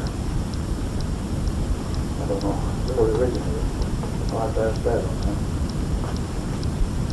Well, okay, if we can get across the lane now over to the Jerry George place. You know anything about that? You want to tell us, Joanne? Well, according to the things I've read, it was started in, Grandfather bought it in 1878, in about January, And in the last, there were 7 owners. My grandfather was the 7th in 6 months. John Connolly was one of them. The Stirlings, and then it went back. John Connolly back to the Stirlings. And in a 7-month period, 7 people had owned it, with B.Y. McMullen by being the 7th one. Was that when the home was completed? And That was when the property, but on the property, John Lot. Conley's on right, that's down here too.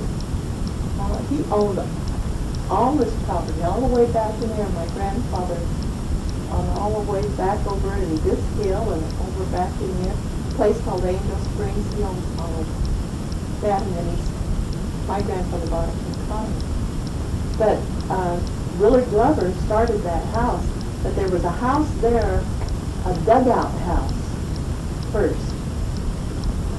And the miners used to kind of do a dugout, they could go down in and build up rocks and stuff, and then thatch a roof over it. And grandfather said that it wasn't fit. Rock rubble walls, I think he said. Rock rubble walls wasn't fit for a family or something. But it was not, they didn't move into that house. And that big front room was the house to begin with. They kept on building out behind it. They didn't move into that, and they lived in the little cabins the Stirlings had for miners. They did a year in Harrisburg, and then they moved up and moved into the Stirling cabin. And my great-grandfather he was building on other things, and so that house wasn't ready to move into until almost Christmas time of '81.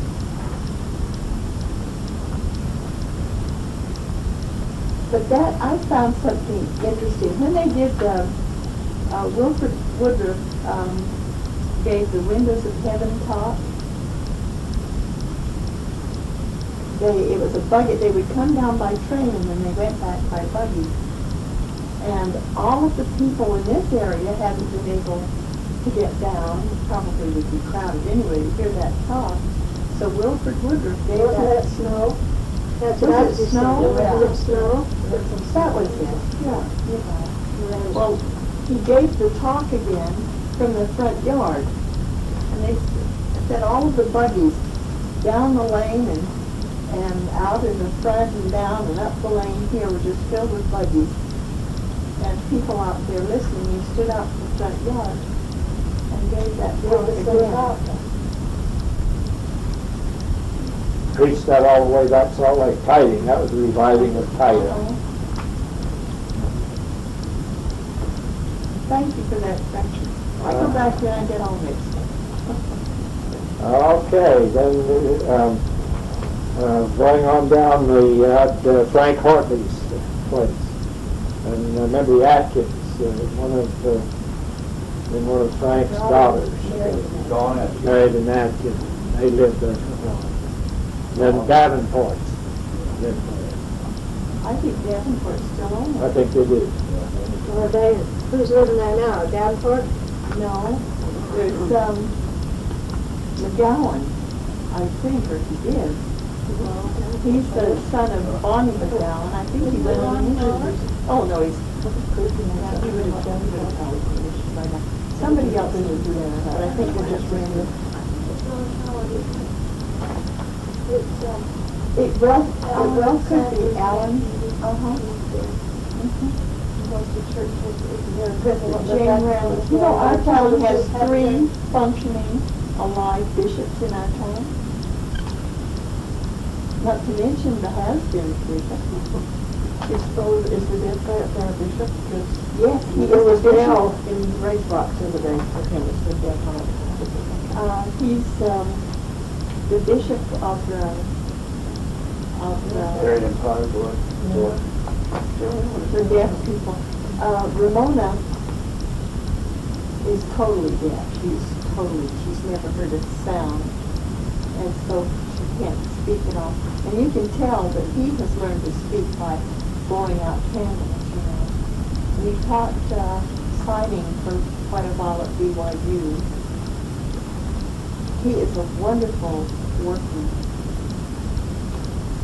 But I think that it's been hard for him to get work because people are, I think they're kind of afraid of him. Was it just a couple that lives down there? A couple, I had a yes. daughter there, I haven't seen her for a while. Yes, Juliet, she's in St. George, I Oh, believe. yeah. I've never met him, and I was thinking, I should meet him, but if they can't hear, how do you meet him? Well, I write notes, When the daughter's and there. we wave hands along. Well, okay, getting back to olden times, you go down and the next house down there was Stan Sarson. He built it, I guess about in the 50s. And then up the lane from this place was the old Joe Thomas house. And it's, I guess everyone at some time or another lived in it. And I just barely remember going there as a little kid with the primary class to take, when Joe Thomas lived there, to take him a Christmas basket or something. I remember how spooky it was. Ooh, that was scary. Going up there, Lula was the teacher. She took us little kids up there. Well, I had it for a haunted house one Halloween. Yeah. You know, Okay, and then up above that, there was the Forest Service house. It was a big red house that sat just where the cattle guard is, and you went in a little ways, and that house sat there. Well, that's right And down that's, there. Roy Hartley moved that over, That's right. and That's it's, good, yeah. Larry McMullen was born here. Is that right? Down, when it was down below. That's what he told me. It was, when you went up the lane, going to the CC camp, and you passed the old White House, and right where you cross the cattle guard now, that was right on your left side, that big house that there was. The old Forest Service Roy cabin. Service house. and where was it moved Down where Roy Hartley lived, on Right there below it. Hartley lot. to? Over in Green House? Yeah, that's the way. Oh, it was back in the Yeah. And during the time, I digress and tell you one story. When it was, I guess maybe not being used or something, anyway, the kids would get in it and play poker. And Ammon, when his boys were young, and he went down and looked through the window. Why, yes, he says, what do you think I saw? There was my son Lloyd, dealing those cards around the table just like an old poker shop. And there was my little frail Vern with the wily weed and a smile.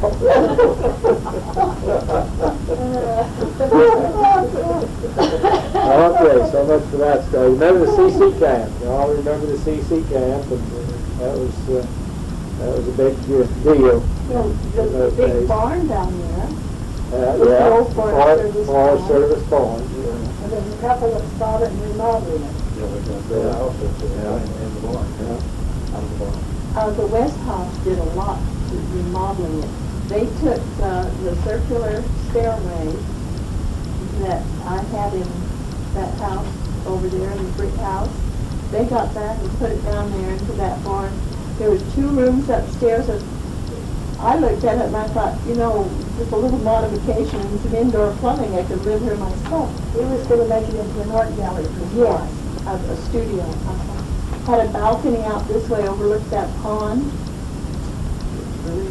Had everything out there. Okay, now we're over and ready to start up the other side of the street. And the first house down there is Evan Sullivan. He built that sometime in the 30s. I remember a little kid being down there when you were building that. That business? And then Irvin and Francis Windsor moved in there. And Larson Reed, no, those are backwards.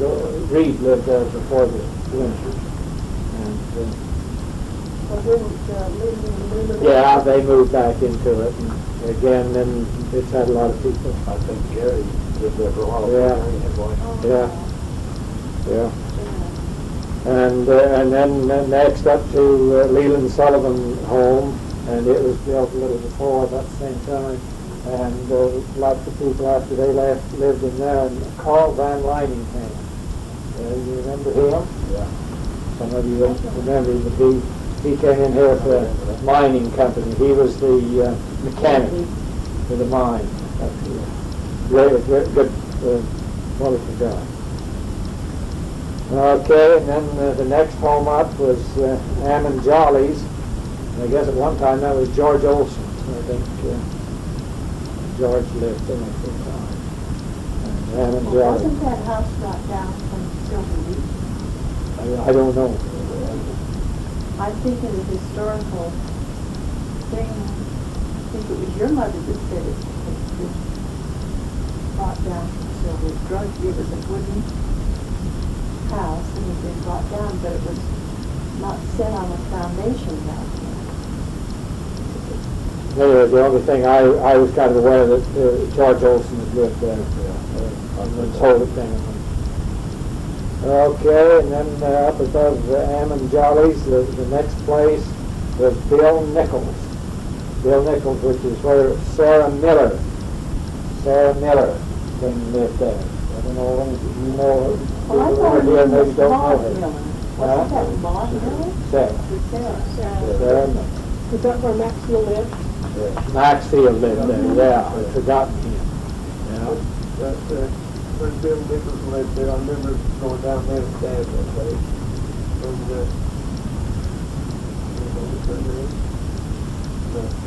Berta? But anyway, she was in sweeping the floor. They didn't have the dirt floor in that building. So, Is that without Nichols' home? Daisy? yeah, Daisy. You was sweeping the dirt floor? That was the mother. She was sweeping the dirt floor. How do you tell them clean over there? You know, Daisy was as clean as a pin. Yeah. She was always, her clothes were always clean and ironed, and she never moved fast, but she never stopped moving. And the stove she had, I remember every day she shined it with something. It's a wood stove, you know, but it was just black and shiny. Well, her mother did that with their stove in her house. We sit on the stove in the summertime. It was just so shiny you could live. Wood cook stove. Okay, then you come on up the street, and next was Reed Fuller. Reed Fuller. And Helen. And Helen. And Connie and or Conrad and Enid. That's right. Conrad and Enid was their children. And then Grant McMullen bought that place and lived there. I didn't put his name in here, I've written it on mine. That's Grant McMullen. And the Boltons? And then Bolton, his father-in-law and mother-in-law came from Australia, and they built the little home that's just between it and Cyrus now. And lived there. And then Russell Piney. There may have been others in there, I forgot. Yeah, I put, he's on there, and he is going, yeah. I remember Bolton didn't want anybody tampering with the water meters. They wanted to turn them off and on. They had to put a special turn off and he was in trouble. Yeah. He didn't like that. Okay, then coming on up the street, we have the David Stirling's place where Eldon grew up, and then he's taken it over now, and how he has restored it, and that just makes you feel good to go by there and see that nice old house restored. And you think of the one that was built at the same time, the block up the street, it's all gone. And the reason this one here is because of Eldon. And the gazebo. Back together in the gazebo, yeah. Okay, then we go down the lane, and Lawrence McMullen used to live down in the field. I was born in that house. You were born in that house? Yes, she was. Oh, I'll be known. Now Frank Digger lived there too, didn't he? Yeah. I don't. Yeah. He's a big relative. He lived over in Ross's house, too. Yeah, Frank lived there in Neighbor's Best for a while, too. Nothing else? Yeah, he did. And to Frank get lived there there, for to Dallas. get to that house down there, Susan, where you were born, you had to pass, you had to walk down this lane, and then you turned the corner, and the old jail was there, and it was haunted. All the old were huddled. And then the ice was in it, dripping. but it would make noises, and for years I didn't know why it was the ice. I was convinced that someone at least as horrible as Frankenstein was in there just waiting for dark to come and me to go down that lane. Okay, then we come back up and cross the lane, and there's George Olson lived there, and he and Marie, his wife, lived there quite late, and then I don't know who was in between. Yeah, who was that judge, name? that guy from Cedar. Cyrus. Well, the judge lived there for a little while. Cyrus lived there. The judge came after the Cyrus. And then there was this other fellow that owned it for a while and lived here, and built that big garage back on. Sorry, Perry, yes. Perry.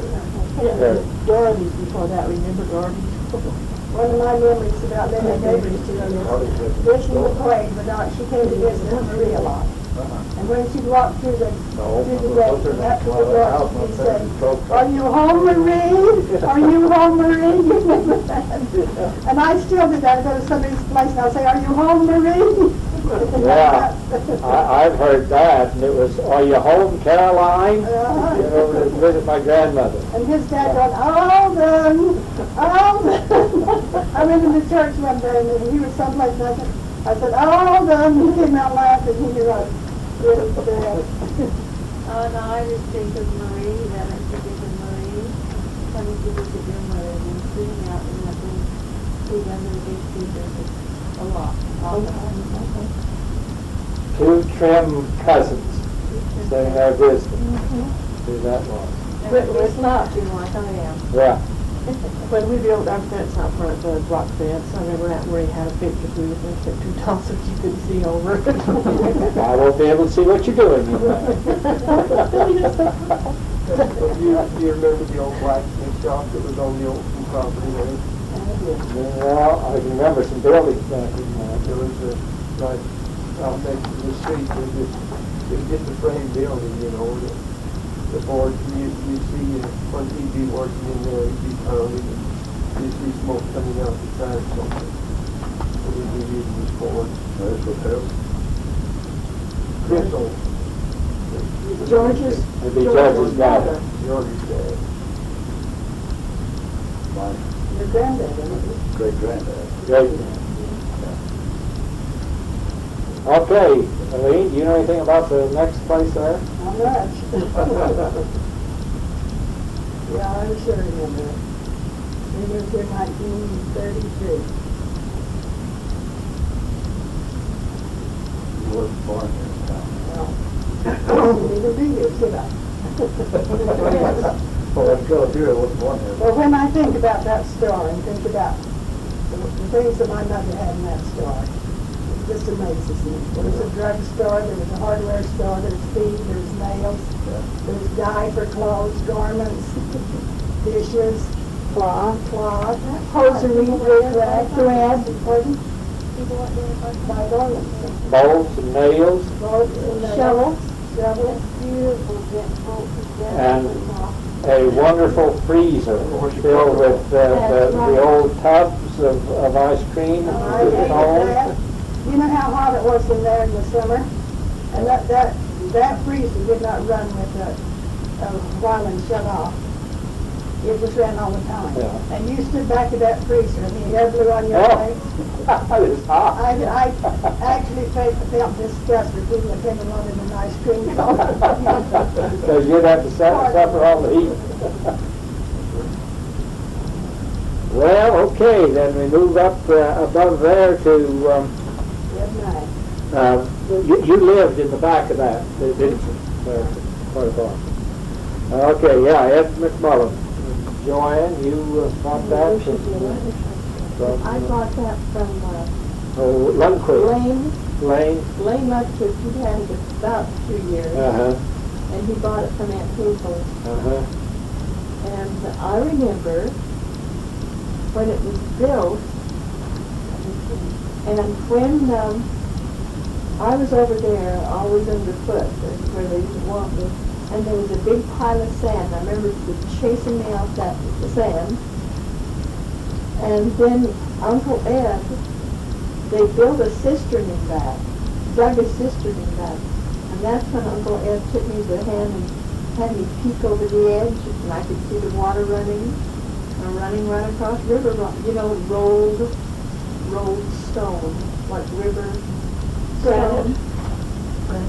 Well, probably, but they were river rocks. They weren't jaggedy rocks. They were that rounded bottom of the river kind of rocks, and that stream just going right down there. And you said you saw it up by near Armstrong's. They must have built another cistern there, up there. Didn't you say that you knew that was? When we built a regular cesspool, we were running a little street of water, and we got down about 30 feet deep. Stream of water. Okay, we move on then to Oscar's house is right there close, Oscar McMullen. And that's where Veer lived there for a period of time. Alex Smith lived, Veer and Evelyn, Alex Like lived bride there. family that was head of the sister camp lived there. They did? I didn't know that. Had a daughter that was my age. Okay. And next up was David McMullen, my grandfather, and Frank McMullen, my uncle, he owned it, and then quite a few people lived there The since. fellow that ran the store, That's- your mother got sick. Wheats, yeah, the Wheats lived there. Katunas. Okay, and then next up the street was Becky Angel, the old the home that was built the same pattern as the one down here. Was it the same design? Dixie dormer, yes it was. Both of them were. But those are perfect examples of the old Dixie dormer style. My relations Didn't have the didn't have the full. Now, there were some of Lynn Russell's angles. That's Blade's grandmother. So you're related to Blade? My mother married my neighbor who lived there.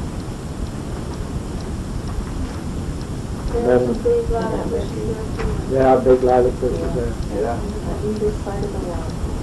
Then Veer McMullen across the lane. Veer and Evelyn lived there in a little bitty old house that was there. I remember when I was a kid when they built the other one there later.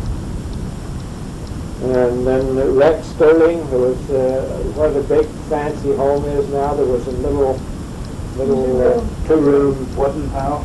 wooden house over there. And they had all those kids. So Yeah. those- Yeah, it was filled up, wasn't it? And then that next where the brick block home was, that was where Tom Stirling lived, who was Rex's dad. Pardon? That was a really big house. Yeah. That was. Burned down. Our great grandfather put the foundation.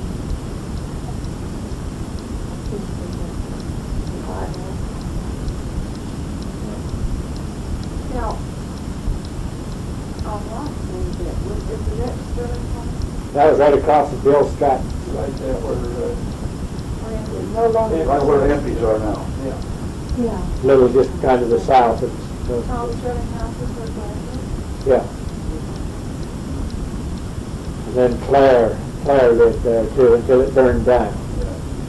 And then he moved up, and he's the next one. Built the red brick one right on the corner. And I should have put in there that became Charles Allen's. I've written it on mine here. And your dad lived there for quite a while until he passed away. And okay, I had something else I was going to say.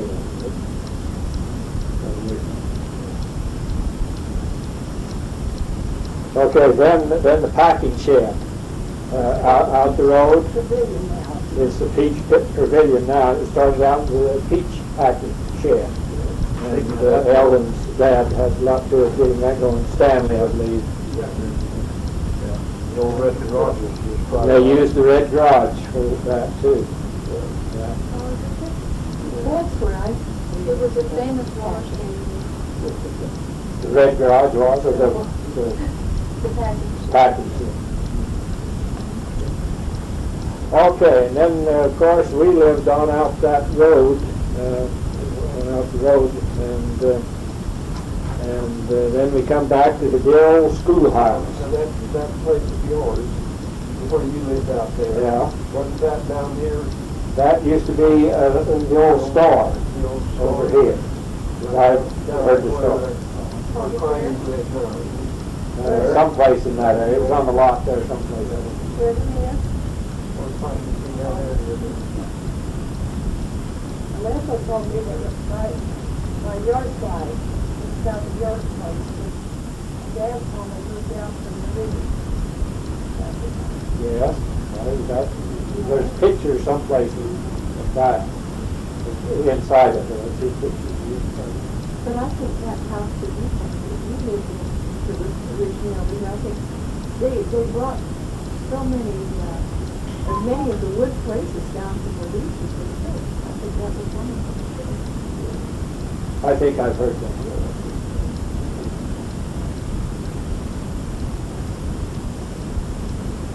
Okay, and then up to the schoolhouse. I was going to tell you a story about the schoolhouse.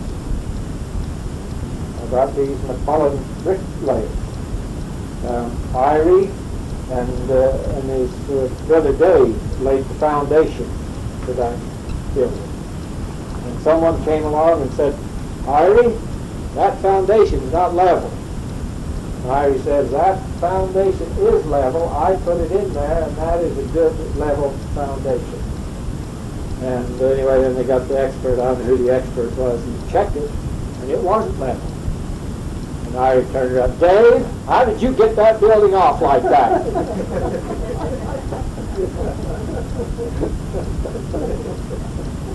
Well, anyway, I remember it, the big room and the little room. Did you notice that, you people?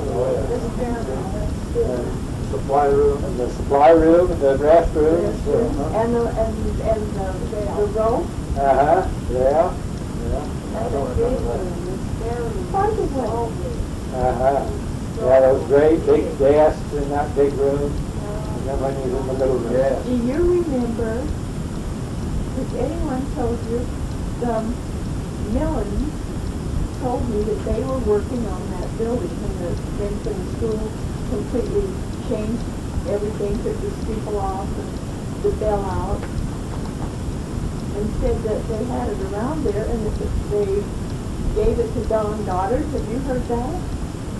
The bell that Don Goddard was the old school bell.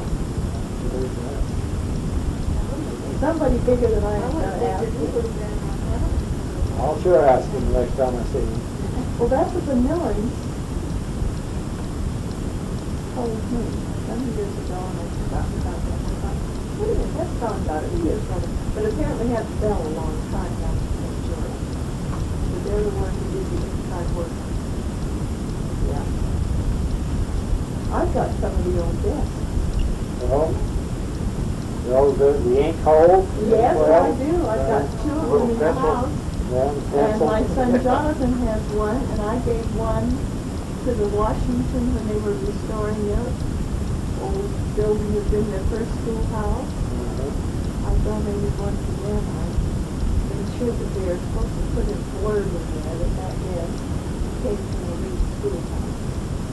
I'm sure that all the best things that I was so pleased. The old Paxton and everything.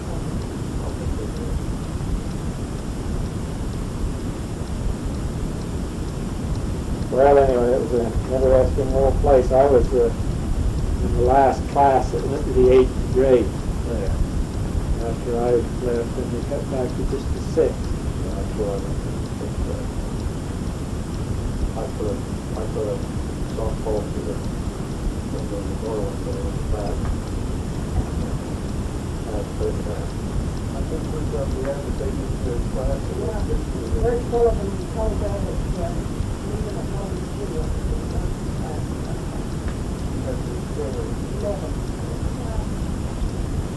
Yeah, that would have been a big class. Myself and Dale, and Harvey and Harold and Joel.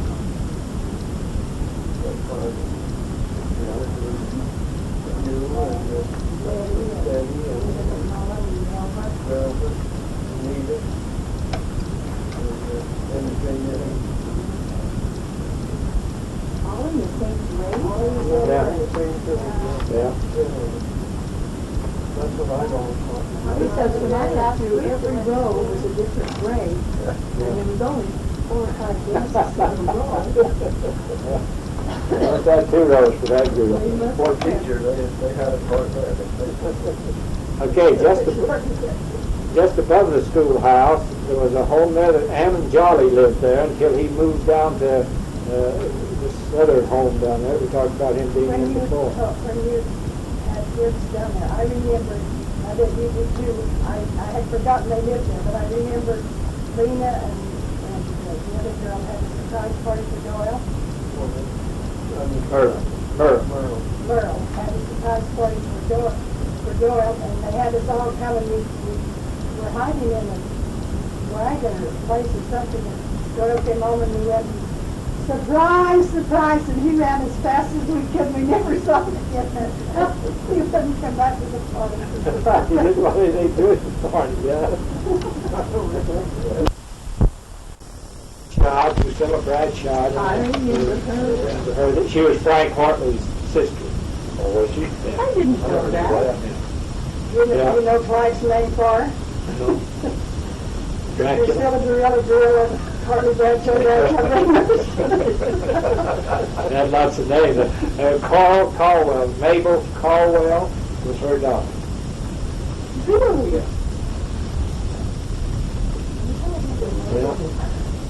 Okay, and then the Joe Stirling home that we built out about 48, 49. I remember you building on that when I used to walk to school. Yeah. Yeah, it was. Well, when did they take the school out and didn't have school there anymore? Our kids never went to it. I was in the 4th grade, and that was the last year. When you were in the 4th grade.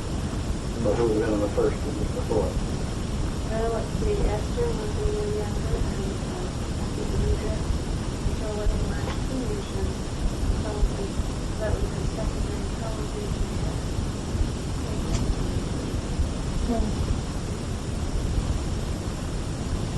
Okay, next was Vernon Joseph's place, and I can remember when Vernon came to town. He was sitting up on the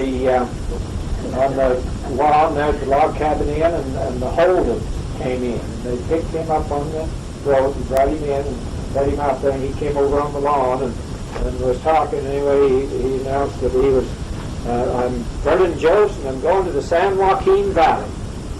And it was during the peach season. And then he got a job with that. It was with Ammon, and Veer got into it somewhere. And anyway, Joseph never left town. He stayed right here. And Ammon, that was Ammon's sister's place, I believe. That they sold to Joseph.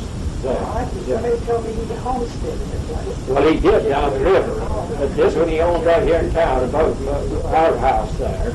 That's where the Stevens had built that home. Yeah. And I think it was Ammon's sisters. And so you see, somewhere he got into this peach picking thing, and Veer and Ammon, they, anyway, he stayed here, and he used to help Pauline's mother move sugar down the store. She would take one end of the sack and he'd take the other. When we lived in those apartments, when Ray used to drink coffee and brew it on the stove, you know, in a little pot. And Joseph could drink that whole pot right boiling. He could nurse one cup for an hour, but he could drink that whole pot still cooking. And he could boil at every house. He went up, but he'd drink that coffee down, it was still boiling. There was somebody when we were here before told about where Joe's got his money. What was it you? Well, who was it telling about that he was smart enough to He made his own disability. He told me that. He said when I was in New York, he said they couldn't teach me much. He said they thought I was dumb. He couldn't march. And I couldn't march, he said, and all those smart ones are over there in the wall. It was the girls here in town that kept him here. Was it? You know that, don't you?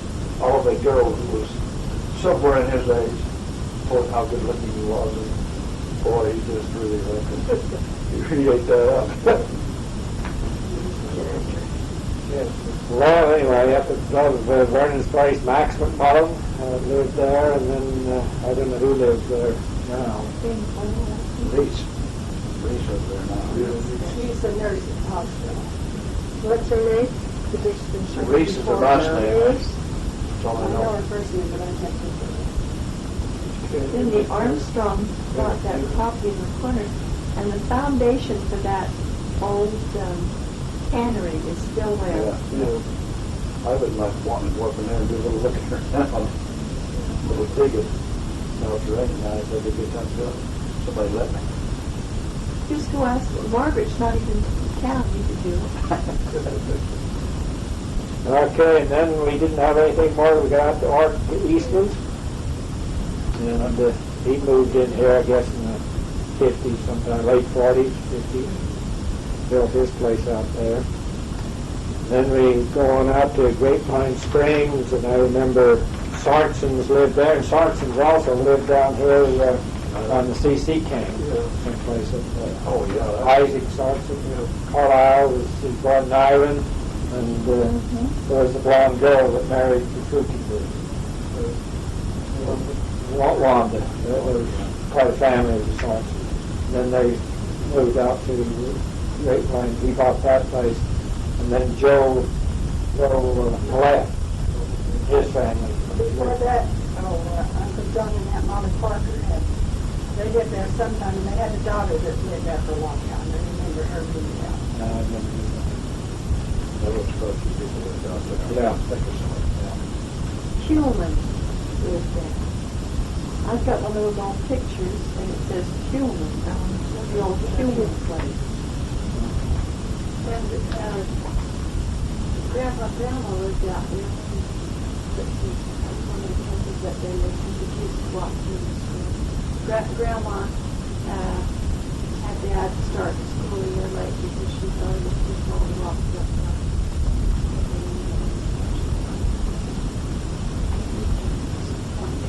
I can't imagine what Well, it did in those days, I guess. And that was quite a walk through memory lane. Yeah, well, we still got a couple more to go. Oh. Well, I didn't put it on, but Homespun. I think that got started in the late 50s. What was the name of the people who used to live out there before the homestead? Who? Smitty? Smitty, yeah, forgot that. Lloyd Smith. Had a dog named Lad. Yeah, he was the first one to build. He built a little place there, didn't he? And he built us kids a little mock-up on it. Uh-huh. Little piece Yeah. of wood like bricks. And then, of course, the Ludwigs, they came and made the homespun famous. You'd be surprised how many people came to the post office wanting to know where the homestead was, and disappointed that they heard so much about it. And you'd be surprised. I went back and got a master's degree at the University of Utah right at the time that their homespun was going. And just about everyone you get to talking to, first they're in Salt Lake, and they find out you're from St. George or Leeds. Oh, you know that nice little restaurant down there? That's a wonderful place. It was just phenomenal how many people knew. And no about that. advertising. They Yeah. don't advertise it. Yeah, It was yeah. advertised in not around here, but no, not paid for advertising. But it was rated as the top German restaurant in Utah. Yeah, they used to give them stars or spoons or something. That was the rating. 5 was the best. They had a 5. But now, can I tell you a little follow-up story to that? Yes. You would, I don't know when that would have been, but after I went up to, it was up at school, or maybe it's when I went back to graduate school or something. Mom had started Milt Holt, the older, they got to be friends with Milt. Holt and his wife, because he's so lion hunting up there. He came out and brought lions lying across the bed at the floor of his pickup one day, and then the tail fell out and he opened the door anyway. He built her that flagpole. She always wanted a flagpole. And then she had this tradition of hanging something else on it, you know, when, especially when our kids were coming home or someone, she called her a glad rack. And she'd buy some fancy looking thing to be like. And she had one little dress that was sleeveless, and then it had all colors of ruffles around the bottom, like a little Spanish dancing dress, and she'd hang that up on the flagpole. So one of these times when I was up north, I said, things are changing just a little bit, because people, for a long time, people would say, well, now, where do you live from the homestead? Yeah. Then after a while, I went up there, they'd say, well, now, where do you live from that place where they have the dress on the flagpole? Okay, there's one more place. Harold Stirling came in about that time. I got to tell you a story about that. Ed Mack had his farm up for sale. He had been trying to sell it for quite some time. And I happened to be in the store over there. And Ed came in, and well, he announced that he'd sold his farm. Sold. Fine. Who bought it? So I don't remember. I guess he told us the name. But this is what I always remember. He says, he's a nice young fellow. He says, he's about Carlyle's age, and he's got 3 kids. So he says, he's not a Mormon. And I got a chance to tell Harold that when he was building this house. And I guess he's still not a Mormon. I didn't realize her right forgotten when we built this. Yeah. That's like a lady in East Liverpool introduced back in 10 years. Her husband had died, and it got dark, and she hadn't come with the kids, so I took them over, and there was some fellow with her. And that was my strangest introduction. She said, "This is Mrs. Cupp, she's a Mormon." And he kind of looked at me. She said, "You know anything about the Mormons?" He said, "I know all about the Mormons. That's that religion that John Brown." And I said, "No, Joseph Smith." "Are you sure?" He knew all about them. He just wasn't able to understand. I thought he was going to say, they're the ones that have all the wives. They all have 4 wives. He didn't even know that much. Well, anyway, we got through that, and I think that's each time I've gone through it, I've more new things and good things to come to remember about it. And Remember Polly Ward's Pond over the hill here? which I one was remember that? it. The one at Carney Town? Right in the middle of the freeway now. Yeah, that's Carney Town. Yeah, used to be a pond over here we called Polly Ward's Pond. Well, that was the little, Corningtown has the big pond. Yeah.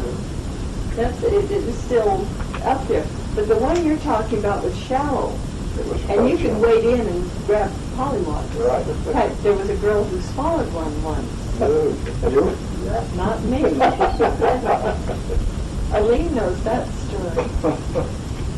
Was it Montana Caldwell? And Clyde better she wouldn't, or somehow goaded her into holding one in her mouth, you know, with the water. Then he hit her back and she swallowed it.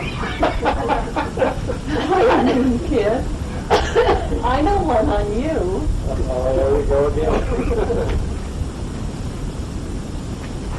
During caterpillar time? Ring a bell? I couldn't deny, I can't remember it, but I sure couldn't deny it. If it was anything to tease a girl, I was probably doing it. Putting handfuls, you and John Bushman, Yeah. putting handfuls of caterpillars down little girls' backs and smacking them on the back. That's just exactly what I do.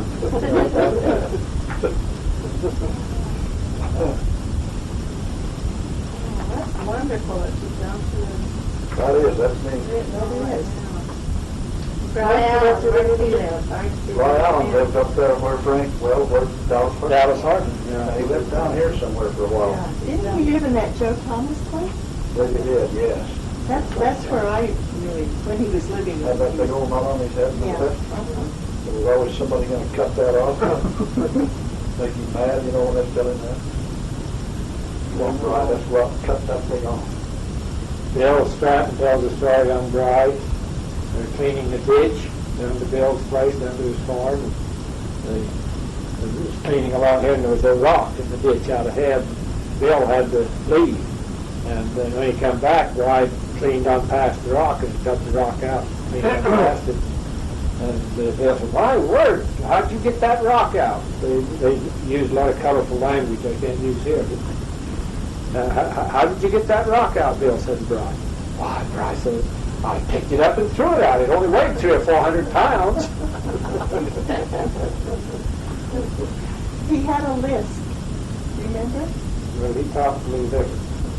He was so sweet and he used to walk out from the home and put her candy and he'd always have, of course Ellie loves to have things that she enjoys repeated the same way over and over again. He always said the same. How's my little sleeper? God bless my little princess. She laughed. She was right here. He was always bringing with him. This was old man White, you remember him? That's why. See the one that rode the bicycle up the street? Yeah. Did he live in the Jones No, You lived by the CC? He lived in that, the old Forest Service house up there. before it was moved? Yeah. And then he lived, we didn't even talk about the fruit stands. I was going to mention one of Bill's run up at his place there and the one you had down here. And then he had a little fruit stand down where Ned's home is down there. There used to be fruit stands everywhere. Yeah. Yeah. Dad White, he was one of the first ones before these other people got into it, if I remember right. And he made a little building. And then they moved it up, and it was back behind Ammon's house, and he lived in that. As I remember. What was the name of the guy that used to live up the log cabin in back in behind Village? Gower. Lloyd Gower. Lloyd Gower, yeah. The old retired Army man. Yeah. I've been trying to think of that all evening. Yeah. Gypsies used to come and stay, didn't they? Who? Gypsies used to stay out the log cabin. I remember a couple of times somebody coming in and saying, "There are gypsies down there." Yeah, I think I Kind remember of that. mysterious to us little kids. There's quite a few homos used to come through. Oh, yeah, especially when that tri-stuff used to be up there. Well, they Until the interstate was built. They lived in that tri-stuff up there. There was one Which that, judgment? Used to be right where the interchange is now. Down the whole Van Rocky Hollow? Yeah. I know there's one that used to come through pretty regular every year. That would stay in that divorce down there. Every year. Well, now that we're, There's not anymore. most of the new people consider I us saw somebody identical. And,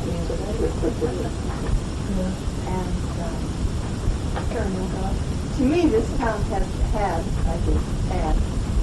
so much personality. Someone was saying, well, why do you want all of this? And I said, well, I would like it to be, it always was a unique town. I want us to continue to be, well, it's just a bedroom community. I really hurt my feelings to hear that. And I said, well, look what we used to have. We had 2 gas stations. We had a mercantile, and we had a convenience store, the log cabin inn. We had a school. We had a big garage, We were a unique, and we were a community. We had a broom factory, the brewing factory. I was sitting in the village one night, there's a log cabin, and it was a cold winter night, That old stove would just be, That old fireplace right there was full of wood, There was a light showing up outside the gas bowser at night. So wait, I said, hey, you got a customer out there if you get paying attention. Another 2 seconds went by, and I heard the guy honking horn like that. I said, Bert, you got a customer out there? He says, be quiet, kid, then go away. too darn cold. In the ICL classes that I teach one and go to one, and I'll say, how many people in here are natives? And there's practically, find very few people from here that go to the And I said, I think the natives are becoming an endangered species, and I think we're going to have to build fences around them and have people with green shirts that go along the fences and get paid $17 an hour to herd them back in. They can't touch them. But if they see that they're getting out of the fence, they can call on their phone and have somebody tell them. I said, I think we should be treated at least as well as the turtles. And we're just about as scarce as the turtle too, like I told you to start with. If I get classes for an endangered species, I didn't think that was There weren't any turtles here, and they came here and found a few turtles and said, oh, the turtles are all disappearing. They didn't know they were finding turtles that had been brought up from Mesquite. Yeah. They had to know 10 years from now, they still left, but it's not done. They said they were multiplying. There's going to be quite a lot of them pretty soon. Turtles? Yeah, I read something about that. That's why Joshua trees, We're not multiplying. Joshua trees, you say, those Joshua trees you see here between the and the highway. There's no Joshua trees. This is not Joshua country anymore. It was turtle country. But I expect the environmentalists to come in and say, look, they've disappeared. All of these, then it's going to be an endangered species. There never was any here except they brought those in. Right. That was somebody that had a connection to Utah that had a farm with those things growing, and they sold them at a very, very high price to Utah to bring them in here. Nothing like that natural to our area. It's not indigenous. A year ago this winter, we went down to Kingman and then down to Phoenix, down to Mason, yeah. And on the way down to that, I don't remember where it was, but we went through a Joshua forest, and I never saw so many of those. It was just as far as you could see out on both sides of the road there. Those big ones. Never said, well, on Utah Hill and areas. Well, this was bigger and more. I've seen that on Utah Hill, but those out there, they were thick and just a real forest. There was a lot of beautiful. The Joshua's when they did about the time that was so private properties. Yeah. About the time I was in high school, I remember we had those overnight sleepovers with the girls too, and we'd go out riding our bikes along the empty streets in the night, and those little competitions. Bill Borlacher started those, I believe, he was mayor of St. George. One of the things that we've gone through that I have read, that we had a lot of what we call cedar trees, juniper trees, a lot around here, and they were cut for fence posts and firewood. But they would, grandfather and his brothers went out even from Harrisburg up in this area and came in with wagon loads of in Edisburg, she tells about some people lived at Harrisburg that the boys would go out, they'd have contests to see who cut the most homes. They cut 300 maybe in a day. well, there were groves of And those. that there was a huge down along South Creek, that there was a beautiful grove. And up around Silver Reef there was silver. You can't imagine How sad the Indians were when it was cut down. when you walk these hills up here. I've walked all of my last years. And every place you go, there's cut trees. And I mean, you can tell they've been there for years and years that way, you know. And you'll run onto old wagon roads at the back of the areas where you couldn't possibly get one now. But everywhere you walk, and it don't matter how rough, how steep, there's cut trees with the stumps sticking out like that. Well, I said to Dad one time, do you suppose that there used to be a lot more cedar trees that they went around here? He said, oh, I'm sure. He said, when he was a boy and would go out to get his grandpa to get wood, he said, Grandpa never cut a tree. He just would dig up the stuff, pull out the stuff. He said, they would reach. And then Fox and I bedtime. Yeah, we better let you go. Well, when I put deer hunting up in here, you know, where just about the cold killers, the trail that goes from there on up in the bottom of Horse Valley. But I hunted up through there and see the still big piles of wood that was cut Well, Dad with has the said that silver too, reef, that you still see that. with the silver reef, and they're still just I can walk and there's something Grandfather Oh, had man, it's nice to see you. Well, it's nice to see all of you, and thank you. all of the girls Elaine. around here. How did you get here? You had a car? I'll have to have somebody help me out. Well, how about going out this back? You don't have to go down these steps. Then that'd be good. Joanne, Yeah. your family got a new life. Thank you. I just love it. And your dad was all Pretty nice, huh? Yeah, down on yeah. the road. Your mother and my dad had the Leeds rescue He'd be so, because I remember. Brings back old memories. Yeah, it Car does. trouble in our yard. And then your mother sent for Dad, or they'd stop. She'd feed them and he'd fix their cars. I don't know that other people weren't doing the same thing, but I just think you did more. You know that you're, maybe you know that your dad got the sheep or something. Your dad was such a friend.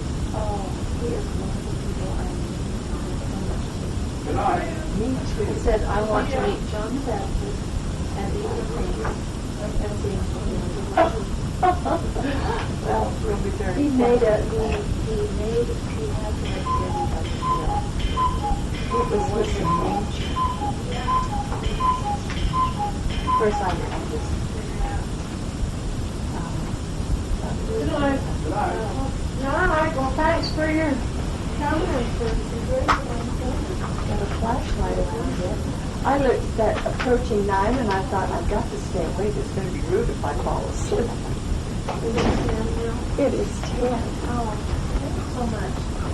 Oh, You know, we it told was the stories kind of- before, but as I look at this list, I think, now this has got to be the beginning of other things that people won't think about. So Yeah, how can we, after I got that other kept thinking of everything, all these other things. so can't we